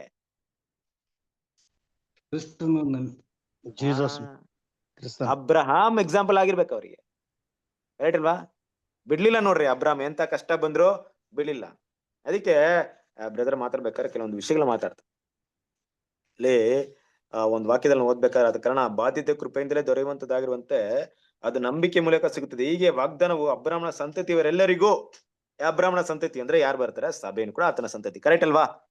ನಾವ್ ಅದ್ರ ಬಗ್ಗೆ ಮಾತಾಡೋಣ, ಯಾಕಂದ್ರೆ ನಮ್ಗೆ ಬೇಕಾಗಿರೋ ಪಾಯಿಂಟ್ ಅದು. ಈಗ ಸಭೆ ಅಂತ ಹೇಳಿದಾಗ ಹೇಗೆ ಅಬ್ರಾಮ ದೇವ್ರು ಹೇಳಿದಂತ ಆ ಮಾತಿನ ಮೇಲೆ, ಆ ವಾಗ್ದಾನದ ಮೇಲೆ ನಂಬಿಕೆ ಇಟ್ಟು ಮುಂದುವರೆದ್ರು, ದೇವ್ರ ಮಕ್ಕಳು ಇವತ್ತು ನಮ್ಮ ಒಂದು ಮುಂದುವರಿವಿಕೆ, ಒಂದು ಬೆಳವಣಿಗೆ ಯಾವುದರ ಮೇಲೆ ಆಧಾರಿತವಾಗಿದೆ? ಯಾವುದರ ಮೇಲೆ ಆಧಾರಿತವಾಗಿದೆ? ಇವತ್ತು ಲೋಕದ ಜನರು ಪ್ರಪಂಚದಲ್ಲಿ ಜೀವನ ಮಾಡ್ತಾ ಇದ್ರೆ, ಕರೆಕ್ಟಾ? ಕೆಲವರು ಕಷ್ಟಗಳಲ್ಲಿ ಜೀವನ ಮಾಡ್ತಾ ಇದ್ರೆ, ಕೆಲವರು ಸುಖ ಭೋಗಗಳಲ್ಲಿ ಜೀವನ ಮಾಡ್ತಾ ಇದ್ರೆ. ಈ ಕಷ್ಟಗಳಲ್ಲಿ ಜೀವನ ಮಾಡುವವರು ಹೇಗಿದ್ರೆ, ಮುಂದೊಂದು ದಿನ ನಾನು ಚೆನ್ನಾಗಿರ್ತೀನಿ ಅಂತ ನಂಬಿಕೆಯಿಂದ ಮುಂದುವರಿತಾ ಇದ್ರೆ, ಕರೆಕ್ಟಾ? ಹೌದು. ಇವತ್ತಲ್ಲ ನಾಳೆ ನಾನು ಚೆನ್ನಾಗಿರ್ತೀನಪ್ಪ, ನಾನು ಕೂಡ ಏನಾಗ್ತೀನಿ, ಬೆಳಿತೀನಿ, ಗೆಲ್ತೀನಿ ಅಂತ ಏನ್ ಮಾಡ್ತಾರೆ? ಭಾವನೆಯಲ್ಲಿ ಮುಂದುವರಿತಾ ಇದ್ದಾರೆ, ಒಂದಲ್ಲ ಒಂದು ದಿನ ಅಂತ. ಅದು ಅವರ ನಂಬಿಕೆ. ಈ ಶ್ರೀಮಂತ ಒಂದು ಸುಖಭೋಗವಾಗಿ ಬಾಳ್ತಾರೆ ಅವ್ರ ಅವರ ನಂಬಿಕೆ ಏನಿದೆ? ನನ್ಗೆ ಬೇಕಾಗಿರೋದೆಲ್ಲ ಇದೆ, ನಾನು ಯಾವತ್ತೂ ಕಷ್ಟವನ್ನು ಬಯಸಲ್ಲ, ನನ್ನಲ್ಲಿರುವಂತ ಈ ವಿಷಯಗಳು ನನ್ನ ಕಾಪಾಡುತ್ತೆ, ಅದ್ರ ಮೇಲೆ ನನ್ನ ನಂಬಿಕೆ ಇದೆ, ನನ್ನ ಐಶ್ವರ್ಯ, ನನ್ನ ಅಧಿಕಾರ, ಇದ್ರ ಮೇಲೆ ನಂಬಿಕೆ ಇಟ್ಕೊಂಡು ಹೋಗ್ತಾ ಇದೀನಿ ಅಂತ ಅವ್ರು ಬಾಳ್ತಾ ಇದಾರೆ, ಕರೆಕ್ಟಾ? ಇವರೆಲ್ರು ಈ ರೀತಿ ನಂಬಿಕೆಯಲ್ಲಿ ಏನ್ ಮಾಡ್ತಾ ಇದಾರೆ? ಬೆಳಿತಾ ಇದಾರೆ. ದೇವ್ರ ಮಕ್ಕಳು ಇಂತಹ ನಂಬಿಕೆ ಇಟ್ಕೊಂಡಿದಾರಾ? ನಮ್ಮ ಒಂದು ಲೈಫ್ ನಾನು ಚೆನ್ನಾಗಿರೋದಕ್ಕೆ ಕಾರಣ ನಾನು ಆರೋಗ್ಯವಾಗಿ ಗಟ್ಟಿ ಮುಟ್ಟಾಗಿದ್ದೀನಿ ಬ್ರದರ್, ನಾನು ಡೈಲಿ ಎಕ್ಸರ್ಸೈಸ್ ಮಾಡ್ತೀನಿ, ಡೈಲಿ ಆರೋಗ್ಯಕರವಾದಂತ ಆಹಾರವನ್ನ ತಿಂತಾ ಇದ್ದೀನಿ, ಆದ್ರಿಂದ ನನ್ನ ದೇಹ ತುಂಬಾ ಗಟ್ಟಿ ಮುಟ್ಟಾಗಿದೆ, ನಾನು ಆರೋಗ್ಯವಾಗಿದ್ದೀನಿ ಅನ್ನೋ ಭಾವನೆ ಆಗ್ಲಿ. ಇಲ್ಲವೇ ಬ್ರದರ್ ನನಗೆ ಕೊರತೆ ಇಲ್ಲ ಬ್ರದರ್, ದುಡ್ಡು ಹಣಕಾಸಿನ ವ್ಯವಸ್ಥೆಗೆ ಕೊರತೆ ಇಲ್ಲ, ಬ್ಯಾಂಕ್ ಬ್ಯಾಲೆನ್ಸ್ ಪೂರ್ತಿಯಾಗಿದೆ, ನಾನು ಇರೋವರೆಗೂ ಚೆನ್ನಾಗಿದ್ದೀನಿ ಅನ್ನೋಂಥ ಭಾವನೆ ಆಗ್ಲಿ. ಬ್ರದರ್ ನಾನು ಒಂದು ಒಳ್ಳೆ ಸ್ಥಾನಮಾನದಲ್ಲಿ ಇದ್ದೀನಿ, ಈ ಸ್ಥಾನಮಾನವನ್ನ ಬಿಡಲ್ಲ, ಅಧಿಕಾರದಲ್ಲಿ ಇದ್ದೀನಿ, ಈ ಅಧಿಕಾರದಿಂದ ನನಗೆ ಯಾವುದೇ ಚಿಂತೆ ಇಲ್ಲ, ನನ್ನ ಜೀವನ ನಡೀತಾ ಇದೆ ಅನ್ನುವಂಥ ಭಾವನೆ ಆಗ್ಲಿ. ಇಂತಹ ಲೋಕ ಜನರ ರೀತಿಯಲ್ಲಿ ಇರುವಂತ ಭಾವನೆಯನ್ನ ಇಟ್ಕೊಂಡಿದಾರಾ ಅಂತ ನೋಡಿದ್ರೆ ಖಂಡಿತ ಇಲ್ಲ ಅಂತ ನಮ್ಮೆಲ್ರಿಗೂ ಗೊತ್ತು. ಇಲ್ಲವೇ ಇವತ್ತು ಬಡತನದಲ್ಲಿ ಕಷ್ಟಗಳಲ್ಲಿ ಬಾಳ್ತಿರುವಂತ ಸಹೋದರರು ಮುಂದೊಂದು ದಿನ ನಾನು ಈ ಪ್ರಪಂಚದಲ್ಲಿ ಒಳ್ಳೆ ವ್ಯಕ್ತಿಯಾಗಿ, ಶ್ರೀಮಂತ ವ್ಯಕ್ತಿಯಾಗಿ ಬದುಕ್ತೀನಿ ಅನ್ನೋಂಥ ವಿಷಯನ ಗುರಿ ಮುಟ್ಕೊಂಡು ಓಡ್ತಾ ಇದಾರ ಅಂತ ನೋಡಿದ್ರೆ ಅದನ್ನು ಇಲ್ಲ. ಹಂಗಾದ್ರೆ ಏನಪ್ಪ, ನಾವು ಜೀವಂತವಾಗಿ ಗುರಿ ಇಲ್ದೆ ಜೀವನದಲ್ಲಿ ಒಂದು ಏನಂತಾರೆ, ಒಂದು ಉದ್ದೇಶವಿಲ್ದೆ, ಎಂಬಿಷನ್ ಇಲ್ದೆ, ಒಂದು ಅವರ ಒಂದು ಗುರಿಯನ್ನ ಇಲ್ದೆ, ಆಸೆ ಆಕಾಂಕ್ಷೆಗಳಿಲ್ಲದೆ ಯಾರು ಕೂಡ ಬದುಕ್ತಾ ಇಲ್ಲ ಭೂಮಿಯಲ್ಲಿ, ಕರೆಕ್ಟ್ ಅಲ್ವಾ? ನಮ್ಮ ಒಂದು ಉದ್ದೇಶ ಏನಪ್ಪಾ, ನಮ್ಮ ಒಂದು ಗುರಿ ಏನಪ್ಪಾ, ನಾವು ಯಾವ್ದ್ರ ಮೇಲೆ ನಿರೀಕ್ಷೆ ಇಟ್ಕೊಂಡು ಹೋಗ್ತಾ ಇದೀವಿ ಅಂದ್ರೆ, ನಾವು ಭೂಮಿಗೆ ಸಂಬಂಧಪಟ್ಟಂತ ಯಾವುದೇ ವಿಷಯಗಳ ಮೇಲೆ ಏನಿಲ್ಲ ನಿರೀಕ್ಷೆನ ಇಲ್ಲ. ಇಡ್ಲಿಲ್ಲ. ಇದು ಇಡ್ಲಿಲ್ಲ ಅಂತ ಹೇಳ್ತಾ ಇದೀನಿ, ಇಡಬಾರ್ದು ಅನ್ನೋದು ತಿಳ್ಕೊಬೇಕು. ಇಟ್ಟಿದ್ರೆ ಅದು ಡೇಂಜರಸ್. ನೋಡಿ, ಇಟ್ಟಿದ್ರೆ ಏನಾಗುತ್ತೆ ಅಂತ ಹೇಳ್ತೀನಿ ಕೇಳಿ. ಒಂದ್ ವೇಳೆ ನೀವು ನಿಜವಾಗ್ಲೂ ದೇವರನ್ನ ಪ್ರೀತಿ ಮಾಡಿ, ದೇವರ ಪ್ರೀತಿನ ಅರಿತವರಾಗಿ ನೀವೇನಾದ್ರೂ ಲೋಕಕ್ಕೆ ಸಂಬಂಧಪಟ್ಟಂತ ವಿಷಯಗಳಲ್ಲಿ ನಂಬಿಕೆ ಇಟ್ಟಿದ್ರೆ, ಒಂದು ದಿನ ದೇವರು ಅದನ್ನ ನಿಮ್ಗೆ ಸ್ಪಾಯಿಲ್ ಮಾಡ್ತಾರೆ.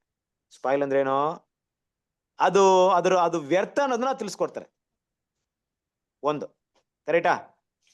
ಹೌದು. ಇಲ್ಲವೇ ನೀವು ದೇವರಿಗಿಂತ ತುಂಬಾ ಹೆಚ್ಚಾಗಿ ಪ್ರೀತಿ ಮಾಡಿದ್ರೆ, ನಮ್ಮ ಅಮೂಲ್ಯವಾದಂತ ಬಿರುದನ್ನ ನಾವೇನ್ ಮಾಡ್ಕೊಳ್ತೀವಿ, ಕಳ್ಕೊಂಡ್ಬರ್ತೀವಿ. ಎರಡೇ ಮಾಡೋದು ದೇವ್ರು. ಒಂದೇನ್ ಮಾಡ್ತಾರೆ, ಅದು ವೇಸ್ಟ್ ಅಪ್ಪ ಬೇಡ. ಈಗ ನಮ್ಮ ಮಕ್ಳಿಗೆ ನಾವು ಅದನ್ನೇ ತರ ಮಾಡೋದು. ಅವ್ರು ಅನಾವಶ್ಯಕವಾದ ವಿಷಯಗಳಲ್ಲಿ ಆಸೆ ಪಟ್ರೆ ಏನ್ ಮಾಡ್ತೀವಿ, ಅದು ತಪ್ಪಂತ ಹೇಳ್ತೀವಿ. ಎಷ್ಟ್ ಸರಿ ಹೇಳ್ತೀರಾ? ಒಂದೆರಡು ಸರಿ ಹೊಡಿತೀರಾ, ಬೈತೀರಾ, ಏನೋ ಮಾಡ್ತೀರಾ, ಪ್ರೀತಿಯಿಂದ ಮಾಡ್ತೀರಾ, ಅದವ್ರಿಗೆ ಗೊತ್ತಾಗಲ್ಲ ಮಕ್ಳಿಗೆ. ಅದೇ ನನ್ನ ಆಸೆ ಅಪ್ಪ, ನನ್ನ ಆಸೆ ಆಕಾಂಕ್ಷೆ, ನೀನ್ ಹೊಡೆದ್ರು ನಾನು ಸಾಯಿಸಿದ್ರು ನಾನು ಅದಂತೂ ಬಿಡಲ್ಲ ಅಂದ್ರೆ ಏನ್ ಮಾಡ್ತೀರಾ? ಮಾಡ್ಕೋ ಹೋಗಂತ ಹೇಳ್ತ. ಹಾಳಾಗೋಗಂತ ಬಿಡ್ತೀರಾ. ಅದರಿಂದ ಪಾಠ ಕಲಿ ಅಂತ ಬಿಡ್ತೀರಾ. ಕಲ್ತ ಮೇಲೆ ಗೊತ್ತಾಗುತ್ತೆ ಅವ್ನಿಗೆ, ಅಪ್ಪ ಅವತ್ತು ಹೇಳಿದ್ದು ನಿಜ ಅಪ್ಪ, ನಾನ್ ಮಾಡ್ಬಾರ್ದಾಯ್ತು ಅಂತ. ಕರೆಕ್ಟಾ? ತಂದೆ ದೂರ. ಹೌದು. ನಮ್ಮ ನಂಬಿಕೆ ಇವತ್ತು ಯಾವುದ್ರ ಮೇಲೆ ಇದೆ ಕ್ರಿಸ್ತನ ಪ್ರೀತಿ ಸರ್? ಈ ನಂಬಿಕೆನ ಈ ರೀತಿಯಾಗಿ ಅಬ್ರಾಹ್ಮಣ ಏನ್ ಮಾಡಿದ್ರು, ಆ ಸಂತತಿ ಬಿಟ್ರೆ ಬೇರೆ ಏನು ಯೋಚನೆ ಮಾಡಿಲ್ಲ ನೋಡ್ರಿ. ಅಬ್ರಾಮ್ಗೆ ಏನಾದ್ರು ಶ್ರೀಮಂತಿಗೆ ಇತ್ತು ಅಬ್ರಾಮ್ನಿಗೆ, ಬಟ್ ಅಬ್ರಾಮ್ನಿಗೆ ಅದೆಲ್ಲ ಮೈಂಡ್ ಇರ್ಲಿಲ್ಲ. ಶ್ರೀಮಂತಿಗೆ ಹೋದ್ರೆ ಹೋಗ್ಲಿ, ಸೋದಮ್ ಕುಮಾರ್ ಹೋಗಿ ಬರ್ತಾರೆ, ಅಲ್ಲಿ ಶ್ರೀಮಂತಿಗೆ ಎಷ್ಟು ಬೇಕಾದ್ರೆ ಗಳಿಸ್ಕೊಂಡ್ ಬರ್ಬೋದಾಯ್ತು. ಒಂದೇ ಮಾತು ಹೇಳ್ತಾರೆ ಅಲ್ಲಿ. ಏನಂತ ಹೇಳ್ತಾರೆ?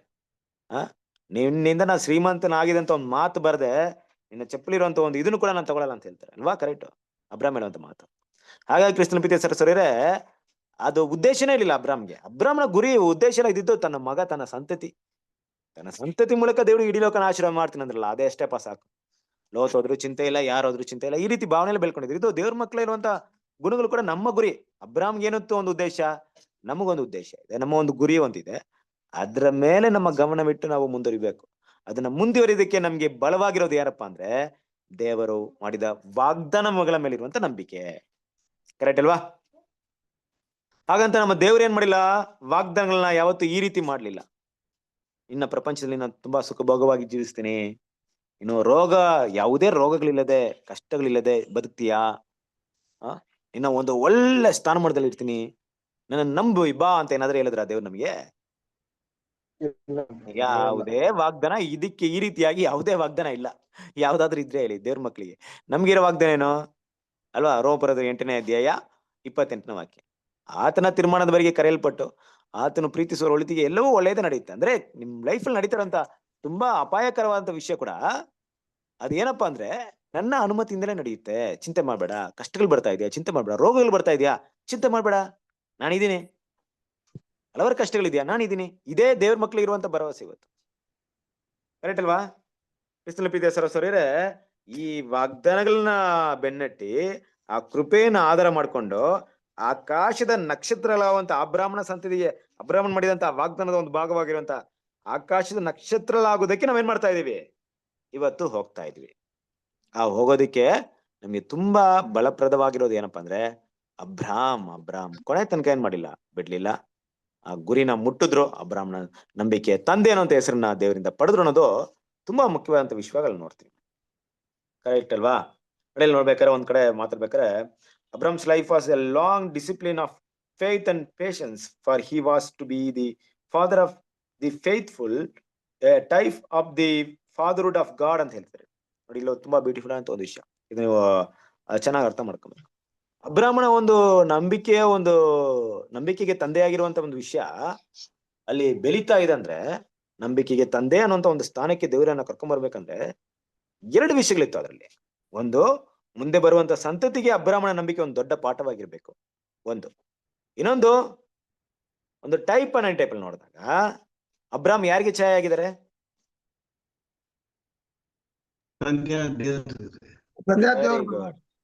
ತಂದೆ ದೇವರಿಗೆ ಛಾಯೆ ಆಗಿದೆ. ಈಗ ಅಬ್ರಾಹ್ಮ್ ಹೇಗೆ ನಂಬ್ತಾರೋ, ತಂದೆ ದೇವ್ರು ಏನಾದ್ರು ನಂಬ್ತಾರ?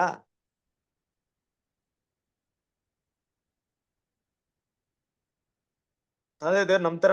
ನಂಬಿಕೆ ಇದೆಯಲ್ವಾ ಅವ್ರಿಗೆ? ದೇವ್ರಿಗೆ ಏನಕ್ಕೆ ನಂಬಿಕೆ ಬೇಕು? ದೇವ್ರಿಗೆಲ್ಲ ಗೊತ್ತು. ಆ ತರ ಬರುತ್ತೆ. ಬಟ್ ನಂಬಿಕೆ ಅಂದಾಗ ಇಲ್ಲಿ ವಿಷಯಗಳು ಬೇರೆ ನೋಡ್ರಿ. ದೇವ್ರು ಎಲ್ಲ ಗೊತ್ತಿತ್ತು ಅವ್ರಿಗೆ. ಆದಿಯಲ್ಲೇ ದೇವ್ರಿಗೆ ಏನಾಯ್ತು, ಅಂತ್ಯ ಗೊತ್ತು. ಗೊತ್ತಿತ್ತು. ಕರೆಕ್ಟ್ ಅಲ್ವಾ? ಹೌದು ಬ್ರದರ್. ಹಾಗಂತ ದೇವ್ರೇನ್ ಮಾಡಿಲ್ಲ, ಕೆಲವೊಂದ್ ಟೈಮಲ್ಲಿ ದೇವರ ಒಂದು ಜ್ಞಾನವನ್ನ ನಾವು ಮಾತಾಡೋದ್ ಬೇಡ. ದೇವ್ರು ಕೆಲವೊಂದು ವಿಷಯನ ನಂಬಿದ್ರೆ ಅಂದ್ರೆ ಯಾವ ರೀತಿಯಲ್ಲಿ ಅರ್ಥ ಮಾಡ್ಕೊಬೇಕು? ನನ್ನ ಮಕ್ಕಳು ಈ ಓಟವನ್ನು ಓಡಿ ಮುಗಿಸ್ತಾರೆ, ನಂಬಿಕೆ. ನನ್ನ ಮಗ ನಾನು ಕೊಟ್ಟಂತ ಕೆಲಸವನ್ನು ಮಾಡಿಯೇ ಮಾಡ್ತಾರೆ. ಆ ನಂಬಿಕೆನ ನಾವ್ ಯಾವ ರೀತಿ ಅರ್ಥ ಮಾಡ್ಕೊಬೇಕಂದ್ರೆ, ದೇವ್ರು ನಮ್ಮಲ್ಲಿ ಇಷ್ಟು ದೊಡ್ಡ ನಂಬಿಕೆ ಇಟ್ಟಿದ್ದಾರೆ ಅಂತ ಅರ್ಥ ಮಾಡ್ಕೊಬೇಕಷ್ಟೇ. ನಮ್ಮನ್ನ ನಂಬಿ ಇಷ್ಟು ದೊಡ್ಡ ಜವಾಬ್ದಾರಿನ ಕೊಟ್ಟಿದ್ದಾರೆ ಅಂತ ಅರ್ಥ ಮಾಡ್ಕೊಬೇಕು. ಇದನ್ನ ಯೇಸು ಕ್ರಿಸ್ತ ಅರ್ಥ ಮಾಡ್ಕೊಂಡಿದ್ದು. ನನ್ನ ತಂದೆ ನನ್ನ ಮೇಲೆ ಇಷ್ಟು ದೊಡ್ಡ ಭರವಸೆ ಇಟ್ಟಿದ್ದಾರೆ, ಆ ಭರವಸೆ ಇಟ್ಟು ನಾನು ಕೊಟ್ಟಿದ್ದನ್ನ ಖಂಡಿತ ನಮ್ ತಂದೆ ನಂಬಿಕೆ ಅದು ವ್ಯರ್ಥವಾಗಲ್ಲ ಅಂತ. ಹಾಗೆ ದೇವ್ರ ಮಕ್ಕಳು ನಮ್ಮನ್ನ ಕರೆದ ಮೇಲೆ ತಂದೆ ದೇವ್ರು ನಮ್ಮನ್ನ ನಂಬಿ ಇಷ್ಟು ದೊಡ್ಡ ಒಂದು ಕೆಲಸಕ್ಕೆ ನಮ್ಮನ್ನ ನೇಮಿಸಿದ್ದಾರೆ, ಇಷ್ಟು ದೊಡ್ಡ ಜವಾಬ್ದಾರಿನ ಕೊಟ್ಟಿದ್ದಾರೆ ಅಂದ್ರೆ ಹೇಗಾದ್ರೂ ಕೆಲಸವನ್ನ ಏನ್ ಮಾಡ್ಬೇಕು, ಪೂರೈಸ್ಬೇಕು ಅಲ್ವಾ? ನೋಡ್ರಿ, ಅಬ್ರಾಮ್ ಇಸಾಕನ ಕರ್ಕೊಂಡು ಹೋಗ್ಬೇಕಾದ್ರೆ ನಾನೇನೋ ದೇವ್ರೆ ನಿಮ್ಮನ್ನ ನಂಬ್ಕೊಂಡ್ ಬರ್ತಾ ಇದೀನಿ, ನನ್ ಮಗ ಇದನ್ನ ಒಪ್ಕೊಂತಾನ, ಆತನ ಬಲಿ ಕೊಡ್ತೀನಿ ಅಂದ್ರೆ ನಾನು ಏನಂತ ತಿಳ್ಕೊಂತಾನೆ? ಅಲ್ಲ, ಅಲ್ಲಿಂದ ಎಸ್ಕೇಪ್ ಆಗಕ್ಕೆ ಪ್ರಯತ್ನ ಪಡಲ್ವಾ ನನ್ ಮಗ? ಅವ್ನ್ ತುಂಬಾ ಬೆಳೆದಿದ್ದಾನೆ ತಂದೆ, ದೇವ್ರೆ ತುಂಬಾ ಬೆಳೆದಿದ್ದಾನೆ ದೇವ್ರೆ, ಅವನನ್ನ ಹಿಡಿಯಕ್ಕಾಗಲ್ಲ, ನಾನೇನ್ ಮಾಡ್ಲಿ ಅಂತ ಏನಾದ್ರು ಪ್ರಶ್ನೆ ಕೇಳಿದ್ರ? ಇಲ್ಲ. ದೇವ್ರು ಅಬ್ರಾಮ್ನ ನಂಬಿದ ಹಾಗೆ ಅಬ್ರಾಮ್ ಈಸಾಕನ ಕೂಡ ನಂಬುದ್ರು ನೋಡ್ರಿ. ಕರೆಕ್ಟ್ ಅಲ್ವಾ? ಕರ್ತನಾದ ಯೇಸು ಕ್ರಿಸ್ತನ ಕೂಡ ದೇವ್ರ ಏನ್ ಮಾಡಿದ್ರು, ನಂಬಿದ್ರು. ನಮ್ಮನ್ನು ಕೂಡ ನಂಬ್ತವ್ರೆ. ನನ್ ಮಕ್ಳು ಏನ್ ಮಾಡ್ತಾರೆ, ಓಟವನ್ನ ಓಡಿ ಮುಗಿಸ್ತಾರೆ. ನಮ್ಗೆ ಇಷ್ಟು ದೊಡ್ಡ ಕರೆಯನ್ನ ಕೊಟ್ಬಿಡ್ತಾರ? ಯಾಕೆ ಬೇರೆ ಯಾರಿಲ್ವಾ? 1,44,000 ಅನ್ನೋದಕ್ಕೆ ಪ್ರಪಂಚದಲ್ಲಿ ಇರೋರೇ ಅಷ್ಟೇ ಜನನ, ಕೋಟಿ ಗಟ್ಲೆ ಜನ ಇರ್ಬೇಕಾದ್ರೆ ನಮ್ಗೆ ಯಾಕೆ ಕೊಡ್ಬೇಕು ಈ ಕರೆನ? ನಮ್ಮ ಮೇಲೆ ಅಷ್ಟೊಂದು ನಂಬಿಕೆ ನಮ್ಮ ತಂದೆಗೆ. ನಮ್ಮ ಮಕ್ಕಳು ಹೆಂಗಿದ್ರು ಓಟ ಓಡ್ ಮುಗಿಸ್ತಾರ ನೋಡ್ರಿ. ಅದನ್ನ ಕಾಪಾಡ್ಕೊಳ್ತೀವೋ ಇಲ್ಲ ನಂಬಿಕೆ ದ್ರೋಹ ಮಾಡ್ತೀವೋ, ಅದು ಯಾರ ಕೈಯಲ್ಲಿದೆ? ನಮ್ ಕೈಯಲ್ಲಿದೆ. ಕರೆಕ್ಟಾಗಿ ಕೃಷ್ಣ ವಿದ್ಯಾಸರ ಇದೆ. ಅದರಿಂದ ದೇವರು ಅಬ್ರಾಹ್ಮಣ ನಂಬಿಕೆ ಎಷ್ಟು ದೊಡ್ಡದಾಗಿತ್ತೋ ದೇವರ ನಂಬಿಕೆ ಕೂಡ ಅಷ್ಟೇ ದೊಡ್ಡದಾಗಿದೆ. ದೇವ್ರ ನಂಬಿಕೆ ಅಂದಾಗ ಬೇರೆ ರೀತಿಯಲ್ಲಿ ಅರ್ಥ ಮಾಡ್ಕೊಳ್ಳೋದು ಬೇಡ, ಈ ರೀತಿಯಲ್ಲಿ ಅರ್ಥ ಮಾಡ್ಕೊಳ್ರಿ, ಅವಾಗ ಅದು ಕರೆಕ್ಟ್ ಆಗಿರುತ್ತೆ ನಿಮ್ಗೆ ಅಲ್ವಾ? ದೇವರು ನಂಬೋದಂದಾಗ ಅಲ್ಲಿ ಬೇರೆ ಮಿಸ್ಅಂಡರ್ಸ್ಟ್ಯಾಂಡಿಂಗ್ ಆಗ್ಬಿಡ್ತು, ಇಲ್ಲ ದೇವ್ರು ಕೂಡ ಮುಂದೆ ನಡೆಯೋದು ಗೊತ್ತೇ ಇಲ್ವೇನೋ, ದೇವ್ರು ನಂಬುದ್ರ ಅಂತ ಆ ರೀತಿಯಲ್ಲ. ಆಮೇಲೆ ದೇವ್ರು ಸಂಪೂರ್ಣ ನಂಬಿಕೆ ಇಟ್ಟಿದ್ದಾರೆ, ಭರವಸೆನ ಇಟ್ಟಿದ್ದಾರೆ. ಇಟ್ಟೇನ್ ಮಾಡಿದ್ರೆ ಈ ದೊಡ್ಡ ಒಂದು ಕರೆಗೆ ನಮ್ಮನ್ನ ಏನ್ ಮಾಡಿದ್ರೆ ದೇವರು ಸಿದ್ಧ ಮಾಡಿದಾರೆ ಅಂತ ನೋಡ್ತೀವಿ. ಎಷ್ಟು ವಾಕ್ಯ ಓದೋಣ? ರೋಮಪುರದ 4ನೇ ಅಧ್ಯಾಯ 18ನೇ ವಾಕ್ಯ.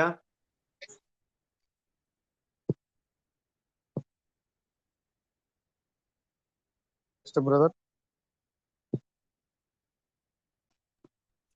ರೋಮಪುರದವರಿಗೆ 4 ನಾನು ನಿನ್ನ ಸಂತಾನವು ನಕ್ಷತ್ರಗಳಷ್ಟಾಗುವುದು ಎಂಬುದಾಗಿ ತನಗೆ ಹೇಳಲ್ಪಟ್ಟ ಮಾತು ನೆರವೇರುವುದಕ್ಕೆ ಮಾರ್ಗ ತೋರದೆ ಇರುವುದರಿಂದ ಅಬ್ರಾಮನು ತಾನು ಅನೇಕ ಜನಾಂಗಗಳಿಗೆ ಮೂಲಪುತ್ರವನಾಗುವನೆಂಬ ನಿರೀಕ್ಷೆಗೆ ಆಸ್ಪದವಿಲ್ಲದವನಾಗಿರುವಾಗಲೂ ನಿರೀಕ್ಷಿಸಿ ನಂಬಿದನು.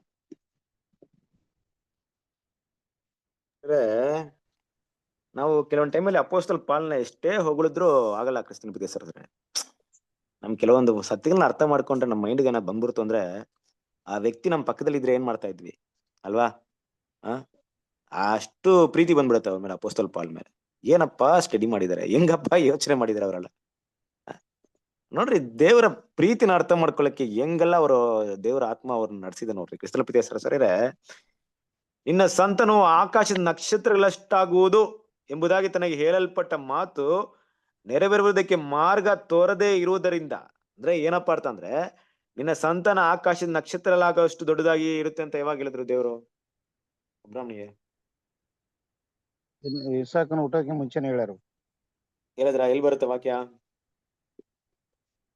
ತೆಗೆದು ಓದ್ರಿ ನೋಡೋಣ.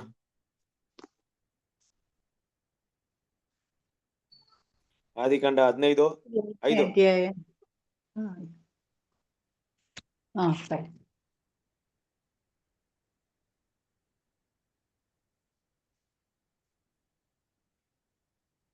ಐದನೇ ವಚನ ಬ್ರದರ್. ಅವನನ್ನು ಹೊರಗೆ ಕರೆತಂದು ಆಕಾಶದ ಕಡೆಗೆ ನೋಡು, ನಕ್ಷತ್ರಗಳನ್ನು ಲೆಕ್ಕಿಸುವುದು ನಿನ್ನಿಂದ ಆದರೆ ಲೆಕ್ಕಿಸು, ನಿನ್ನ ಸಂತಾನವು ಅಷ್ಟಾಗುವುದು ಅಂದನು.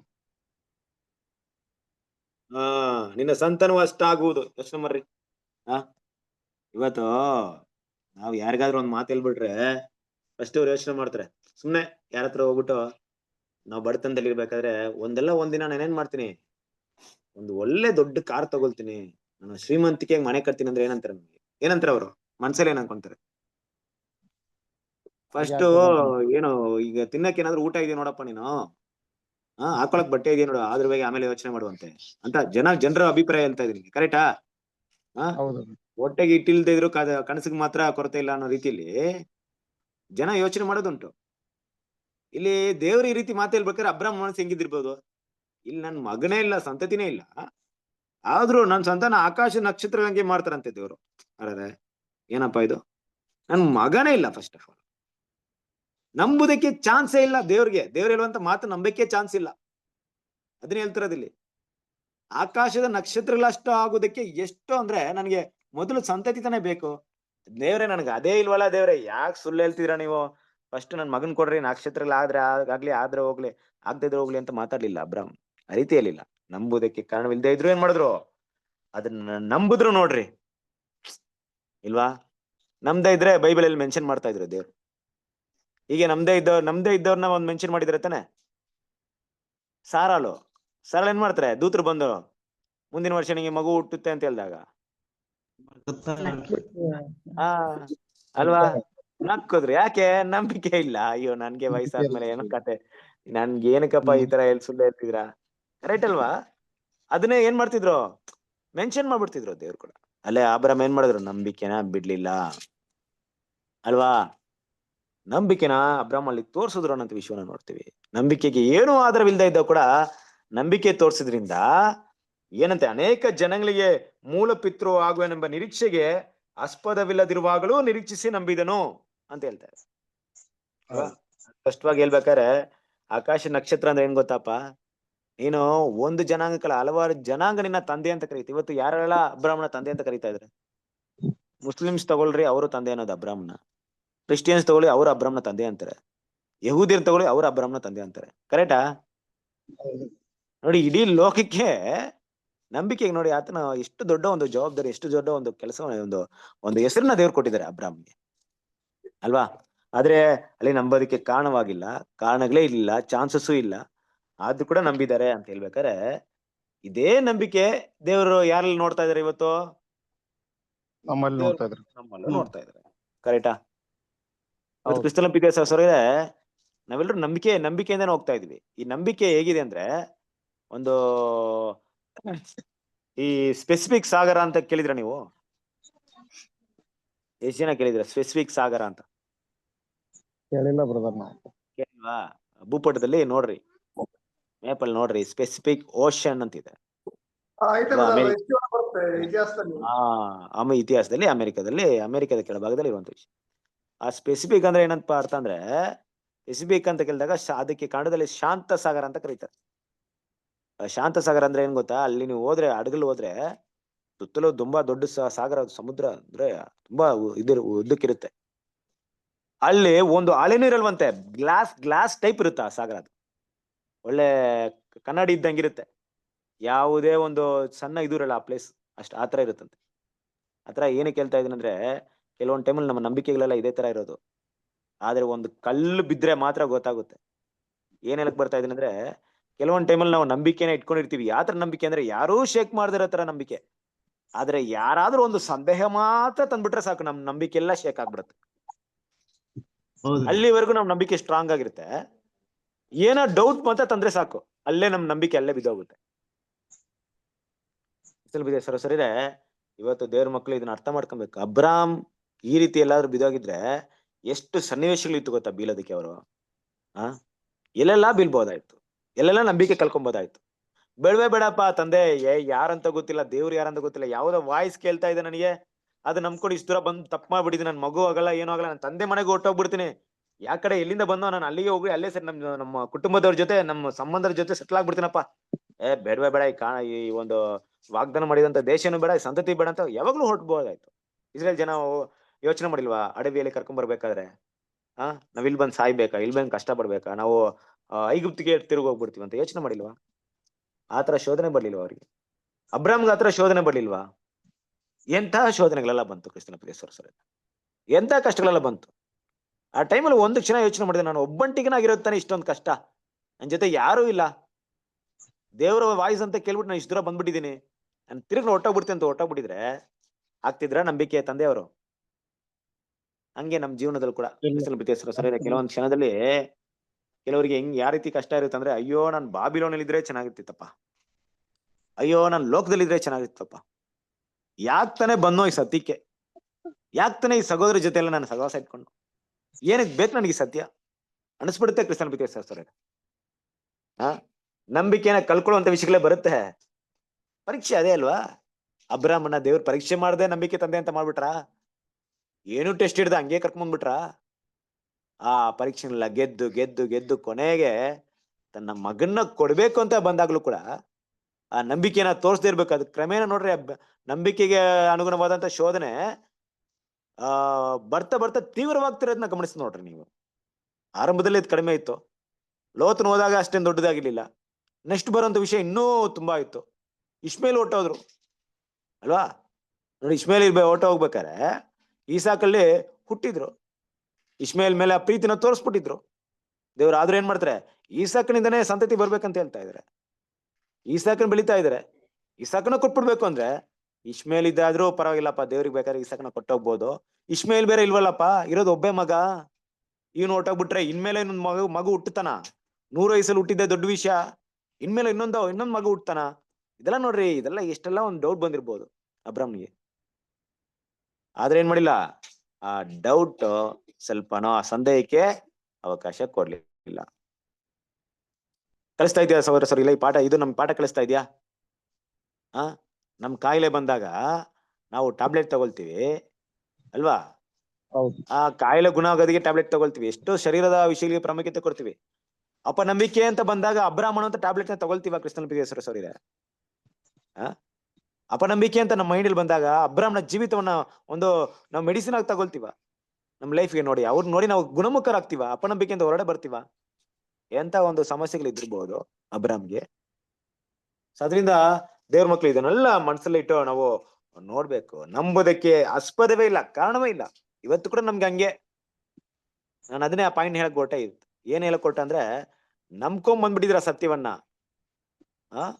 ಯಾರಾದ್ರೂ ಬಂದು ನಮ್ ಪ್ರಶ್ನೆ ಕೇಳ್ದಾಗ, ಆಹಾ ಏನ್ರಪ್ಪ ಈ ಸತ್ಯನ ನಂಬ್ಕೊಂಡ್ ಬಂದ್ಬಿಟ್ಟಿದ್ರಾ, ಸಭೆ ಕರೆಗೆ ನಂಬ್ಕೊಂಡ್ ಬಂದ್ಬಿಟ್ಟಿದ್ರ, ಸಭೆ ಕರೆ ಯಾವಾಗ್ಲೂ ಮುಗ್ದೋಯ್ತು ಗೊತ್ತಾ ನಿಮ್ಗೆ? ಯಾರು ನಿಮ್ಗೆ ಹೇಳಿದ್ ಇನ್ನೂ ಇದೆ ಅಂತ? ಚರ್ಚ್ ಕ್ಲಾಸ್ ಮುಕ್ತಾಯವಾಗ್ಬಿಡ್ತು ಯಾವಾಗ್ಲೂ. ಇನ್ನೂ ಓಡ್ತಾ ಇದ್ರಾ? ನೋಡ್ರಿ ಬೈಬಲ್ ಅಲ್ಲಿ ನೋಡ್ರಿ, ಹಾಗೆ ಹೀಗೆ ನಂಬಿಕೆ ಶೇಕಿಂಗ್ ಆಗ್ತಾ ಇದೆ. ಈಗ ಇನ್ನೊಂದು ಥಾಟ್ಸ್ ಬರ್ತಾ ಇದೆ ಅಲ್ಲಿ, ಓ ನಿನ್ನಿಂದ ಆಗುತ್ತಾ?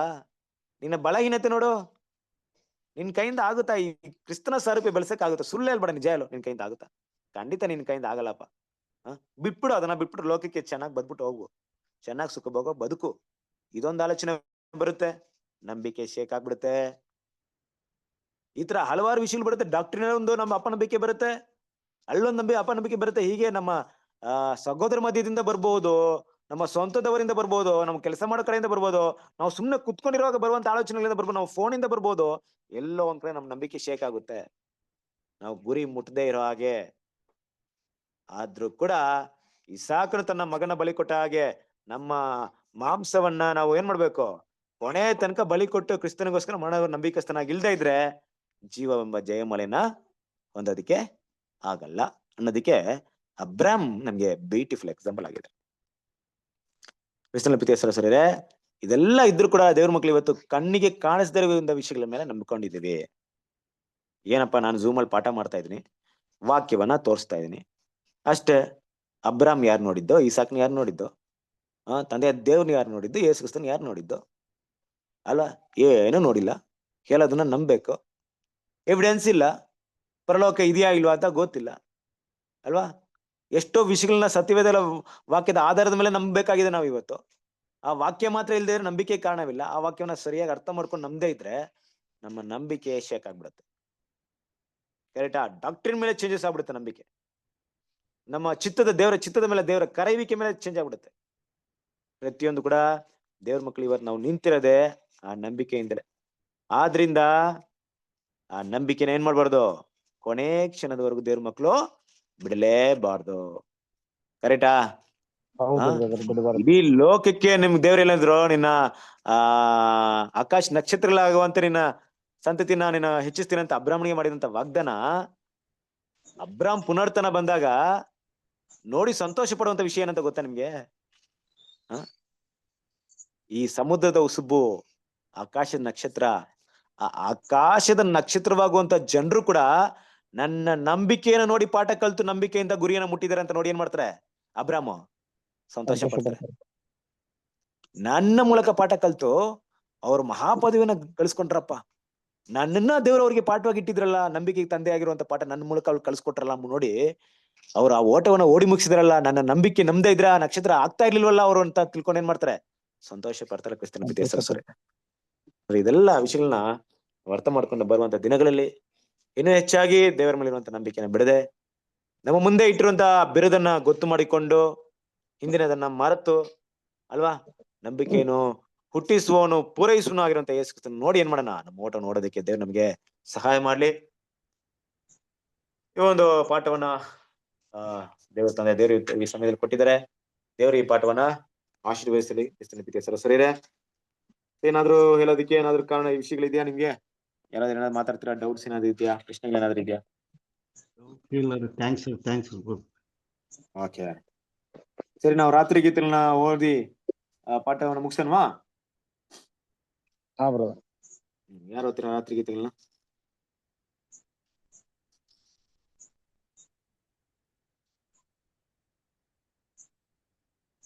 ನಮ್ಮ ಹತ್ರ ಇಲ್ಲ ಬ್ರದರ್, ಬುಕ್ ಇಲ್ಲ. ಇಲ್ವಾ? ಓಕೆ, ಇಲ್ಲ ಬ್ರದರ್, ಬುಕ್ ಇಲ್ಲ. ಗೊತ್ತಿಲ್ಲ. ಅದು ಬುಕ್ಕಿಗೆ ಮೊಬೈಲ್ ಒಂದು ವ್ಯವಸ್ಥೆ ಮಾಡೋಣ, ಪ್ರಾರ್ಥನೆ ಮಾಡಿ. ಬುಕ್ಕಿಗೆ ವ್ಯವಸ್ಥೆ ಮಾಡಿ. ಒಂದೇ ಒಂದು ವಿಷಯ ಅಲ್ಲ, ರಾತ್ರಿ ಗೀತೆಗಳ ಒಂದು PDF ಇದೆ. ಅದ್ರೇನೋ ಒಂದು ಸುಮಾರು ಒಂದು 100 ಪೇಜ್ ಒಳಗೆ ಇರ್ಬೋದು. ಕಡಿಮೆ ಅಂದ್ರೆ ಕಡಿಮೆ ಹೋಗ್ಬಿಟ್ಟು ಎಲ್ಲೋ ಒಂದು ಜೆರಾಕ್ಸ್ ಅಂಗಡಿಯಲ್ಲಿ ಕೊಟ್ರೆ 150 ರೂಪಾಯಿ 200 ರೂಪಾಯಿ ಒಳಗೆ ಪ್ರಿಂಟ್ ಮಾಡಿ ಕೊಟ್ಬಿಡ್ತಾನೆ. ಸ್ವಲ್ಪ ಪ್ಲಾನ್ ಮಾಡಿ ತಗೊಳ್ಳಿ. ಯಾಕಂದ್ರೆ ಯಾಕೆ ವಿಷಯ ಹೇಳ್ತಾ ಇದ್ದಾನೆ, ಒಂದು ನಮ್ ಕಡೆಯಿಂದ ನಿಮ್ಮ ಹತ್ರ ತಲುಪ್ಸಕ್ಕೆ ಕಷ್ಟವಾಗ್ಬೋದು, ಅಲ್ಲಿಂದ ತಲುಪ್ಸಕ್ಕೆ ಕೊರಿಯರ್ ಮಾಡಿದ್ರೆ ಅಷ್ಟೇ ಚಾರ್ಜ್ ಆಗ್ಬಿಡುತ್ತೆ. ನೀವು ಬೇಕು ಅಂದ್ರೆ ತಗೊಂಡು ಇಟ್ಕೊಳ್ಳಿ, ಇಲ್ಲಾಂದ್ರೆ ಫೋನಲ್ಲಿ ಇಟ್ಕೊಳ್ಳಿ. ನಾನು ಕಳ್ಸಿರ್ತೀನಿ ಬೇಕಾರೆ, ನಾನು ದಿನ PDF ಅಲ್ಲಿ ಹಾಕ್ತೀನಿ, ನಾನು ಕಳ್ಸ್ಕೊಡ್ತೀನಿ. ಬೇಕಾರೆ ಪ್ರಿಂಟ್ ಮಾಡಿ ತಗೊಳ್ರಿ, ಆಯ್ತಾ? ಅದೊಂದು ನನ್ಗೇನೋ ಚಿಕ್ಕ ವಿಷಯ ಅನ್ಸುತ್ತೆ, ನೋಡ್ರಿ ಅಲ್ವಾ, ದೇವ್ರಿಗೋಸ್ಕರ. ಏನಂತೀರಾ? ಇಟ್ಕೊಳ್ಳಿ. ಯಾಕಂದ್ರೆ ರಾತ್ರಿ ಓದ್ತೀವಿ ನೋಡಿ. ನಾನು ಸೋಮವಾರ ನಂದಿರುತ್ತೆ, ನಾನು ರಾತ್ರಿ ಗೀತೆ ಓದಿಸ್ತೀನಿ. ಮಂಗಳವಾರ ಏನ್ ಮಾಡಿರ್ತೀರಾ? ಇರುತ್ತಾ? ಯಾವ ದಿನದಲ್ಲಿ ನಿಮ್ಗೆ ಕ್ಲಾಸಸ್ ಇರಲ್ವೋ, ಓದ್ಸಲ್ವೋ, ಆಗ ರಾತ್ರಿ ಗೀತೆಗಳನ್ನ ಓದ್ರಿ. ತುಂಬಾ ಚೆನ್ನಾಗಿರುತ್ತೆ, ಒಳ್ಳೆ ಒಂದು ಪಾಠ ಇದೆ, ಅದ್ರಲ್ಲಿ ಲೆಸನ್ ಇದೆ. ಅದೇ ನನ್ನ ಉದ್ದೇಶ, ಅದಕ್ಕೆ ನಾನು ಹೇಳ್ತಾ ಇದ್ದೀನಿ. ಓಕೆನಾ? ಸರಿ, ಓದ್ತೀರಾ? ಅಮ್ಮ ಓದ್ತೀರಾ? ಓದ್ತೀನಿ ಬ್ರದರ್. ಓದಿ. ರಾತ್ರಿ ಗೀತೆಗಳು ಸೆಪ್ಟೆಂಬರ್ 15. ಆತನು ನಿಮ್ಮ ಮನೋನೇತ್ರಗಳನ್ನು ಬೆಳಗಿಸಿ ಆತನ ಕರೆಯುವಿಕೆಯ ನಿರೀಕ್ಷೆಯು ಎಂಥದ್ದೆಂಬುದನ್ನು, ಪರಿಶುದ್ಧರಲ್ಲಿರುವ ಆತನ ಸ್ವಾಸ್ಥ್ಯದ ಮಹಿಮಾತಿಶಯವು ಎಂಥದ್ದೆಂಬುದನ್ನು ನೀವು ತಿಳ್ಕೊಳ್ಳುವಂತೆ ಅನುಗ್ರಹಿಸಲಿ. ಎಫೆಸ 1ನೇ ಅಧ್ಯಾಯ 18ನೇ ವಚನ. ಆಯಲ್ಪಟ್ಟವರಿಗೆ ದೇವರು ಒದಗಿಸುವಂತಹ ಅದ್ಭುತ ಆಶೀರ್ವಾದ, ಒಂದು ಮಿನುಗು ನೋಟವನ್ನು ಪಡೆದು ಅದನ್ನು ವಿಸ್ತರಿಸಲು ಹೃದಯ ಮತ್ತು ತಲೆಗೆ ಸಮಯ ಬೇಕಾಗುತ್ತದೆ. ಆದರೆ ಸಭೆಗೆ ಇರುವ ದೇವರ ಮಹತ್ತರವಾದ ದಯೆಯ ಬಗ್ಗೆ ಮಬ್ಬಾದ ನೋಟವನ್ನು ಸಹ ಯಾರು ನೋಡುತ್ತಾರೋ ಅವರು ದೈವಿಕ ಯೋಜನೆಯಲ್ಲಿ ಸುಮಾರು 19 ಶತಮಾನಗಳಷ್ಟು ಉದಾರವಾದ ಕಾಲವನ್ನು, ಮಹತ್ತಾದ ಮತ್ತು ಮಹಿಮೆಯುಳ್ಳ ಕೆಲಸವನ್ನು, ಮೆಸ್ಸಿಯನೊಂದಿಗೆ ಸಹಬಾಧ್ಯಸ್ಥರಾಗಿ ಕೆಲಸ ಮಾಡಲು ಕರೆಯಲ್ಪಟ್ಟು ಶಿಕ್ಷೆಯನ್ನು ಹೊಂದಿಕೊಂಡು ಪರಿಶುದ್ಧ ಸಂತರನ್ನು ಪರಿಪೂರ್ಣತೆ ಮಾಡಿದ್ದರಲ್ಲಿ ಆಶ್ಚರ್ಯ ಪಡಬೇಕಾಗಿಲ್ಲ. ನಮ್ಮ ದೇವರಾದ ಕರ್ತನು ಕರೆದು ಅಂಗೀಕರಿಸಿಕೊಳ್ಳುವ ರಾಜ್ಯ ವರ್ಗದ ಪರೀಕ್ಷಾ ಅವಧಿಯಲ್ಲಿ ಸದಸ್ಯರಾಗಿ ಸ್ವೀಕರಿಸುವ ಎಲ್ಲರನ್ನೂ ಶೋಧಿಸುವುದಕ್ಕೆ ಅಗ್ನಿಯಂತಿರುವ ಪರಿಶೋಧನೆಗಳನ್ನು ಕುರಿತು ಅವರು ಆಶ್ಚರ್ಯ ಪಡುವುದಿಲ್ಲ. ನಮ್ಮ ಕರ್ತನಾದ ಯೇಸು ಪರಲೋಕದ ಆಸ್ಥಾನದಲ್ಲಿ ತನ್ನ ಎಲ್ಲ ಅನುಭವದ ಜೊತೆಗೆ ಈ ಭೂಮಿಯಲ್ಲಿ ಆತನು ಅನುಭವಿಸಿದ ವಿಷಯಗಳಿಂದ ವಿಧೇಯತೆಯನ್ನು ಕಲಿಯಬೇಕಿತ್ತು ಮತ್ತು ಮರಣ ಪರ್ಯಂತ ನಂಬಿಗಸ್ತನಾಗಿದ್ದು ತಂದೆಗೆ ನಿಷ್ಠಾವಂತನೆಂದು ಸಾಬೀತುಪಡಿಸಬೇಕೆಂಬುದು ಅವಶ್ಯವಾದರೆ, ಆತನ ಶಿಷ್ಯರು, ಅಂದರೆ ಹಿಂದೆ ಪಾಪಿಗಳೆಂದು ಇತಿಹಾಸ ಹೊಂದಿದವರು, ಇದಕ್ಕಿಂತಲೂ ಹೆಚ್ಚಾಗಿ ಶೋಧಿಸಲ್ಪಟ್ಟು ಕರ್ತನಿಗೆ ನಿಷ್ಠಾವಂತರಾಗಿದ್ದಾರೆಯೇ ಎಂದು ಚೆನ್ನಾಗಿ ಪರೀಕ್ಷಿಸಲ್ಪಡುವುದು ಸೂಕ್ತವಾಗಿದೆ ಮತ್ತು ಅವಶ್ಯಕವಾಗಿದೆ ಎಂದು ಅವರು ಸುಲಭವಾಗಿ ಗ್ರಹಿಸುತ್ತಾರೆ ಎಂಬುದು. Thank you.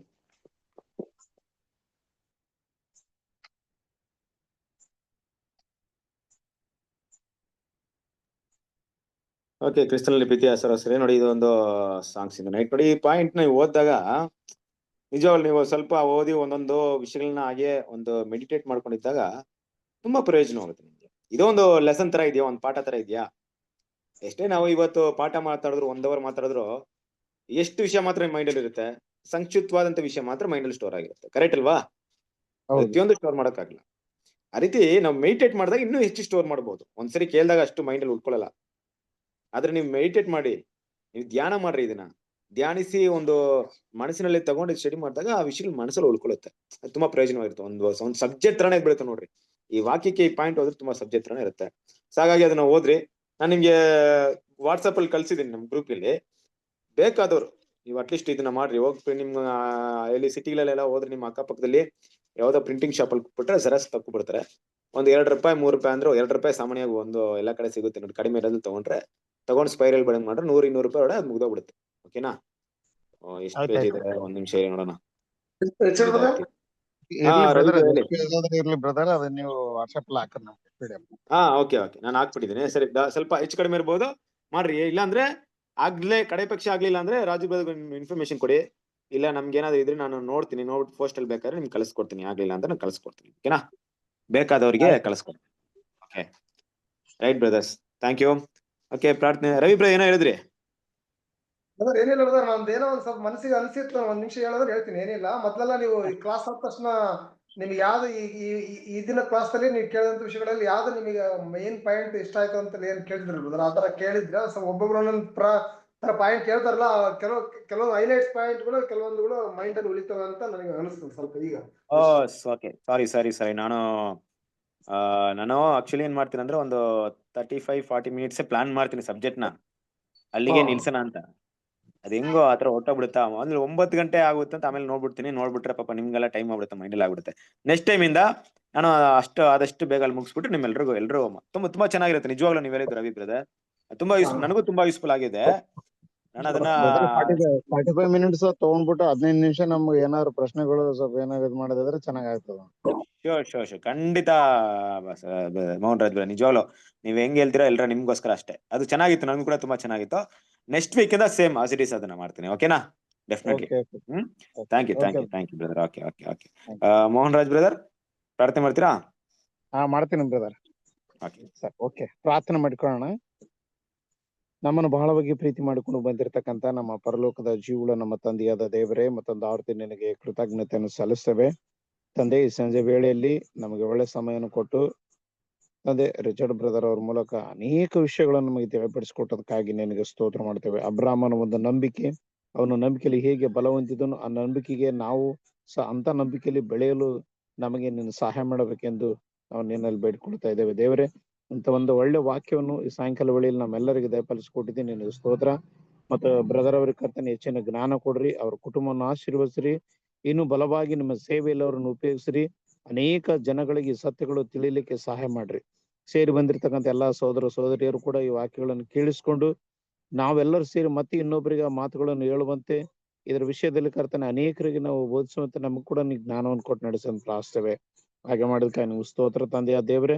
ಈ ಬೈಬಲ್ ಕ್ಲಾಸ್ಗಳಿಗಾಗಿ ಪ್ರಯಾಸ ಪಡುವಂತ ತಂದೆಯ ದೇವರೇ, ಎಲ್ಲ ಬ್ರದರ್ಸ್ಗಳಿಗಾಗಿ ಮತ್ತು ಸಹೋದರ ಸಹೋದರಿಯರೆಲ್ಲರಿಗಾಗಿ ಕೂಡ ನಿಮ್ಗೆ ವಂದನೆಗಳು ಸಲ್ಲಿಸ್ತೇವೆ. ಈ ರೀತಿಯಲ್ಲಿ ನಮ್ಮೆಲ್ಲರನ್ನು ಒಟ್ಟಾಗಿ ಸೇರಿಸಿ ನಿನ್ನ ಒಂದು ರಾಜ್ಯವನ್ನು ತಂದೆಯ ದೇವರ ಕಟ್ಟಲಿಕ್ಕೆ ಮತ್ತು ಬೇಕಾದಂತ ಕ್ರಿಸ್ತನ ಒಂದು ನಡತೆಯಲ್ಲಿ ನಮ್ಮ ನಡ್ಲಿಕ್ಕೆ ನಮಗೆ ನಿನ್ನ ಸಹಾಯ ಮಾಡಿ ನಡೆಸ್ತೇವೆ. ಅದಕ್ಕಾಗಿ ಸ್ತೋತ್ರ ಮಾಡ್ತೇವೆ. ಅದೇ ರೀತಿಯಲ್ಲಿ ಇಲ್ಲಿವರೆಗೆ ನಮ್ಮ ನಡೆಸಿದ್ರೆ ಸ್ತೋತ್ರ, ಇನ್ನು ಮುಂದೆ ಕೂಡ ಹಾಗೆ ನಡೆಸ್ತಾರೆ ಎಂದು ನಂಬಿ ಈ ರಾತ್ರಿಯಲ್ಲಿ ಸುಖಕರ ನಿದ್ರೆಯನ್ನು ಕೊಟ್ಟು ನಾಳಿನ ಒಂದು ಹೊಸ ದಿನ ಮಾಡ್ಬೇಕೆಂದು ನಿನ್ನ ಒಬ್ಬನೇ ಕುಮಾರನು, ನಮ್ಮ ರಕ್ಷಕನು, ನಮ್ಮ ಒಡೆಯನಾದ ಯೇಸು ಕ್ರಿಸ್ತನ ಹೆಸರಿನಲ್ಲಿ ಈ ಪ್ರಾರ್ಥನೆಯನ್ನು ಬೇಡಿ ಹೊಂದಿದ್ದೇವೆ ನಮ್ಮ ಪರಲೋಕದ ಜೀವುಳ ನಮ್ಮ ತಂದೆಯ ದೇವರೇ. ಆಮೇನ್. Thank you. ಕ್ರಿಸ್ತನಲ್ಲಿ ಪ್ರೀತಿಯ Thank ಸಹೋದರರೇ, thank you brother. Namaste, all brothers and ಆಶೀರ್ವದಿಸಲಿ. Thank you. Sahodari, namaste. Sister, namaste. Anand brother, Lokesh brother, Thank you, brother.